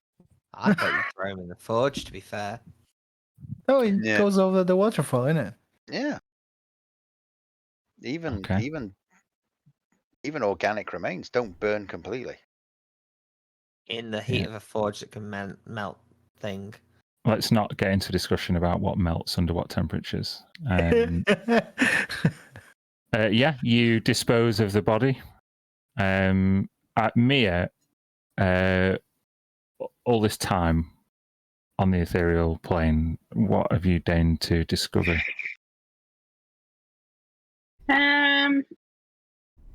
I guess knowing that Jadena is on the alert, she would have been trying to be very sneaky, but I think she would have wandered off from the group at some point during the Great Dithering and gone for a wander around the mansion. Mm-hmm. To see if there's any other kind of like after dark conversations she can pick up. Yeah. The main people, like I say, you see Broad Pocket, Bron Broad Pocket. He's kind of keeping himself to himself. He makes some idle chatter with the servants, but he soon retires to his private room, which is downstairs, I believe.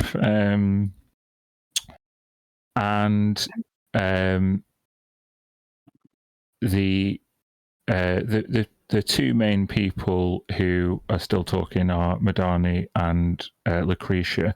Do you wish to investigate any Savories in particular, or are you trying to avoid them? Probably would try to avoid them. And she probably, even though she really should have bigger fish to fry, she probably would still be drawn to Madani, especially if he's talking to Lucretia and she's putting the moves on him. Okay. Bear with me 1 second.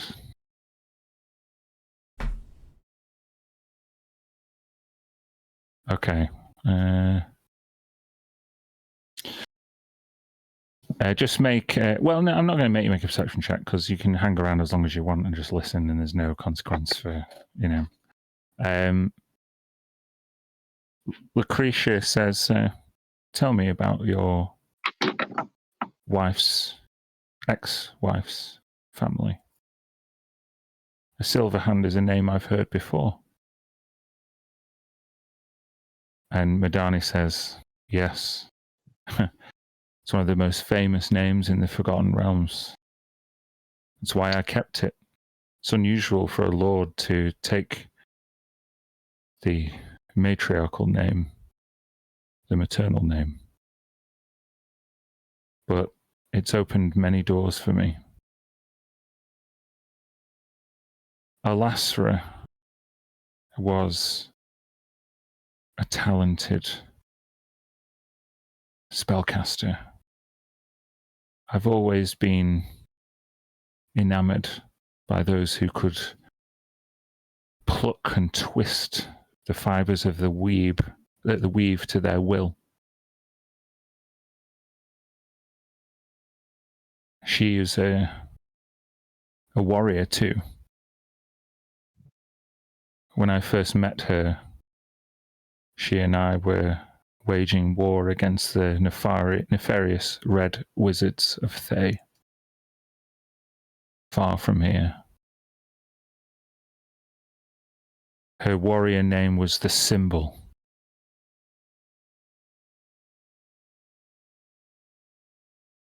In order to taken so that she might protect her identity and not bring her other more famous sisters under too much scrutiny. Lucretia says, famous sisters? Surely you don't mean, yes, the 7 sisters themselves. Mistra's children.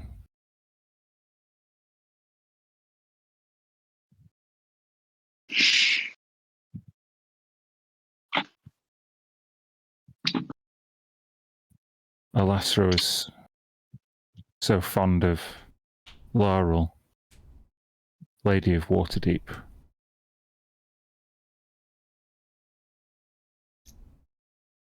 Storm was a Lady of Action, High Bard of Shadowdale, and Harper Extraordinaire.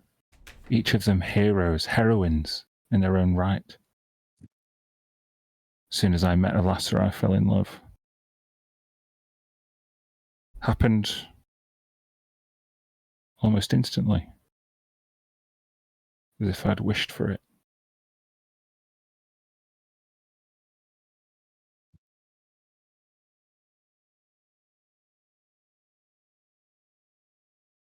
Still, the pain of her passing lingers on.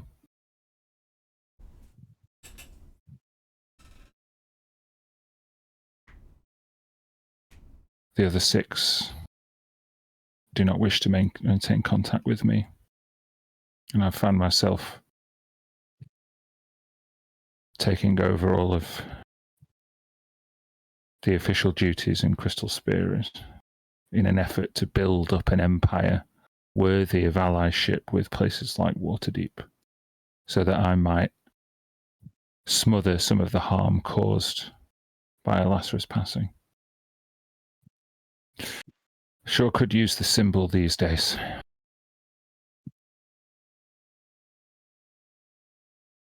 And Lucretia looks attentive, hanging on his every word. A good listener.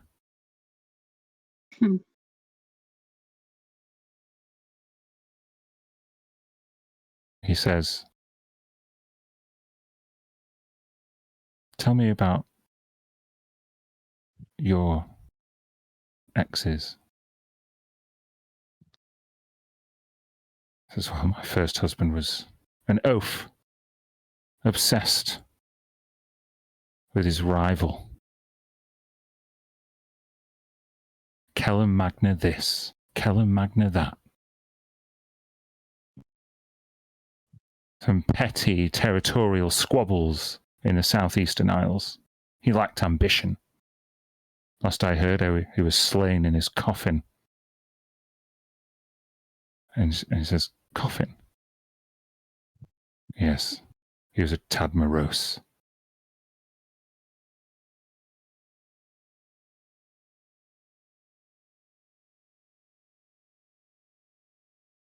He lived so long I got bored. Found a new suitor in Silvercrest, a talented spellcaster himself. They are so amazing, aren't they? This was in the height of the settlement wars.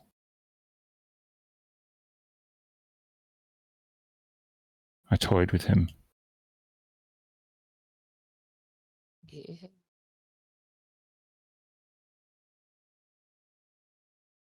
But he grew suspicious.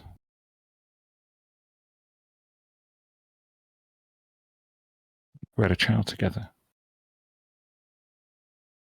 He forbid me from maintaining close contact. In fact, banished me with his magics.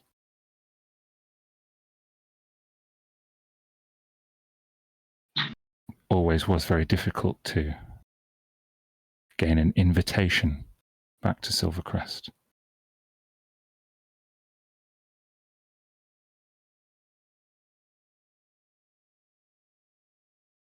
Still, I'm sure we'll be reacquainted one day.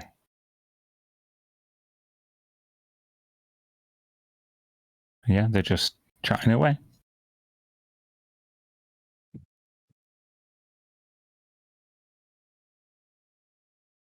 I think you should watch it for a long old time. But if it looks like they're just talking, then eventually she'd wander off. I think she'd quite like to find the body, if that's possible. Can you make an investigation check? Yeah.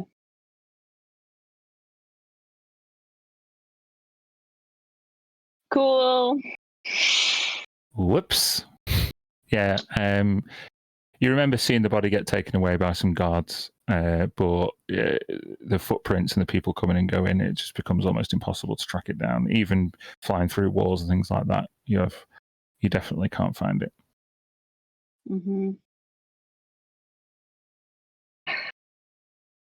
I don't think that there's anything else that she's like seen and then needed to pick up again. And she'd want to avoid Gil and Jadena. So maybe would go and rejoin her pals and drop the spell wherever they are. Like they might have gone to their rooms by this point. I feel like I've watched quite a long time of Lucretia and Madani.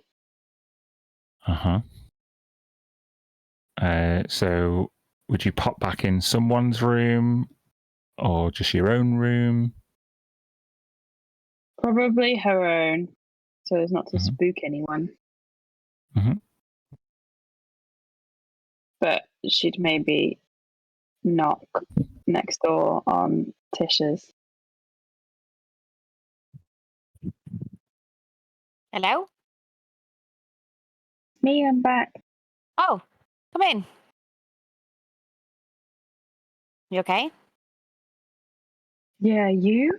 Yeah, not really. Did you hear everything I said downstairs? Yeah. Yeah. It's all a bit of a mess. There's so many different. What have you learned anyway? Have you learned any more? Some, but maybe not as much as I'd have liked from that spell. Maybe it's just got us into more trouble than we were before. At least you didn't get caught. That I know of. Yeah.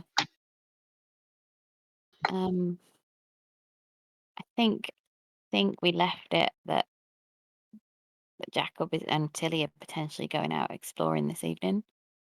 To look for your sister. And others, she's far away.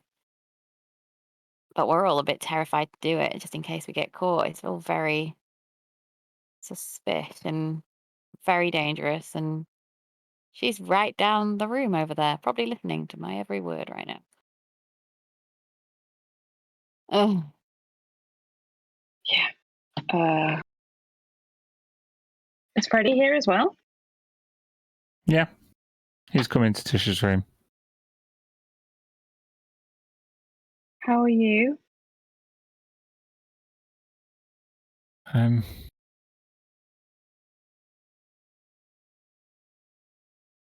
I've had a really weird evening. You want to talk about it?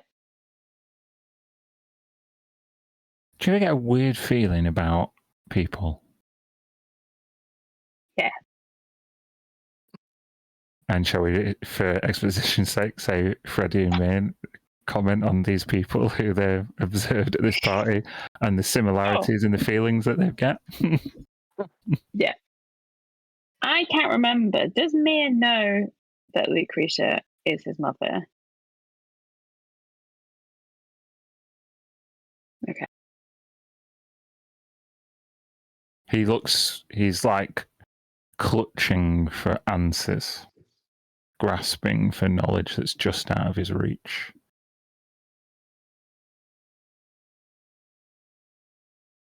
She's talking to my dad right now. He doesn't know. I'll make it very clear. Freddie doesn't know that Lucretia's his mother. Oh, I see. But he just has a weird feeling about her. Yeah. Okay. Your Like dad's here? Okay. I think so. I keep meaning to talk to him, but I guess I missed him. Being on the ethereal plane and all. But I've heard a lot of what he said. And now he's talking to this woman that you feel connected to. You won't stop She's going just on about it, Mia. Said it all night. He's just in a dream. I know. It has no idea what's going on. She just seems familiar to you. Do you think I should just go and talk to her? Maybe not now. Maybe you could wait until tomorrow. Will you sleep if you don't? I don't know. I'll try. It's been a long day. Everyone here seems really accommodating, though. Yeah. Yeah, but in a kind of a way that makes me uneasy. Maybe we should all just try and get some rest and we'll feel better in the morning. Or we'll drop dead like that old man earlier. Oh, he looked old, though. Old people can still be poisoned and murdered. You think he was murdered? Clearly, I've not spoken to him about anything. You catch Freddie has been busy, but if you can catch him up. Yeah. Okay. Just before we finish, where we kind of enter the night time proper, where you can either choose to have a long rest or go on your super secret scouting mission. Gil, do you return to Estefax Manor or take your leave and stay away? Sorry, I did send you a message. I've missed it. Sorry. Oh, I see. Yeah, cool. That's fine. And yeah, the evening of the ball will come to an end. Having discovered lots, probably even quicker than I really didn't count on that etherealness spell, which was great. But then that probably overtook your some of the rolls by Mr. Gilchrist. Oh my goodness. I spent ages on a puzzle that got fucked in one dice roll. But hey, it was fine because you ended up finding a lot of important information that was just through a different route, i.e. the etherealness spell. I just had to T2 that little plot token. Yeah, absolutely terminated. One last chip. Yeah. So yeah, we'll shut the stream off. And I'll say thank you very much for joining. Lots and lots of role play and investigations and discoveries and pressure and ridiculous dice rolls. But yeah, we have a contract that needs signing, some potential hostages, who knows, and yeah, a night to get through. So thank you very much for joining us, and we will see you next week. Lucy, did you want to take just over? to say quickly, don't forget the merch. Everybody's sort of got something on today, I think, ish. We've got t-shirts, we've got the hats. So that's at rev-level.com/Bard College. The links will be in description on Twitch and YouTube. Make sure you get your merch. We hope you had a good night. Catch us again next week at the same time, 6:30, 7 o'clock BST London time for the this game to continue on this adventure, which is all a bit crazy. We don't know which direction we're going in, so come join us, and the recording will follow soon after on YouTube. So that's on Twitch next week, and then the recording on YouTube. Thanks again. Get your merch and come join us next week. Take care. Bye. Bye, everyone. See you next time. See ya. Come gather near and bend your ear for a tale our tongues to wag. For she who'd led us towards the light, the ballad of the white stag.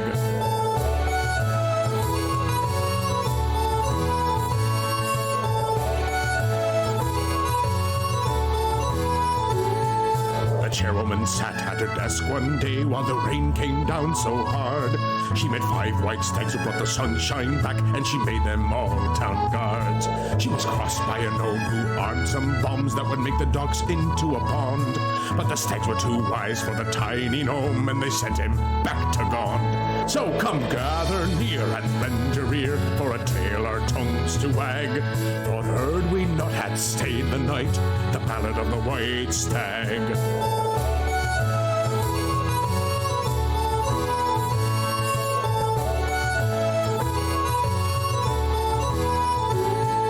Roused her men at the feasting hall, and she took the stags to the city wall. With a lightning strike and a nasty fall, the chairwoman saved us all.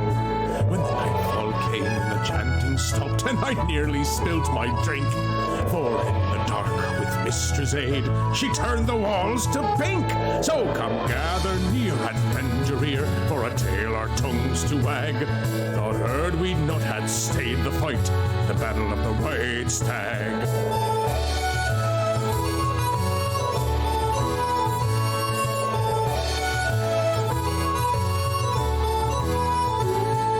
The chairwoman wields her family sword, and her brother wears a mask for the forgers' guilds and traders too.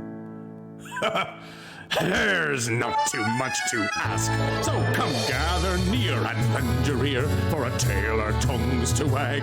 You better tip your glass, 'cause she saved our ass, the battle of the white stag. So come gather near and bend your ear for a tale our tongues to wag. You better tip your glass, 'cause she saved our ass, the battle of the white stag.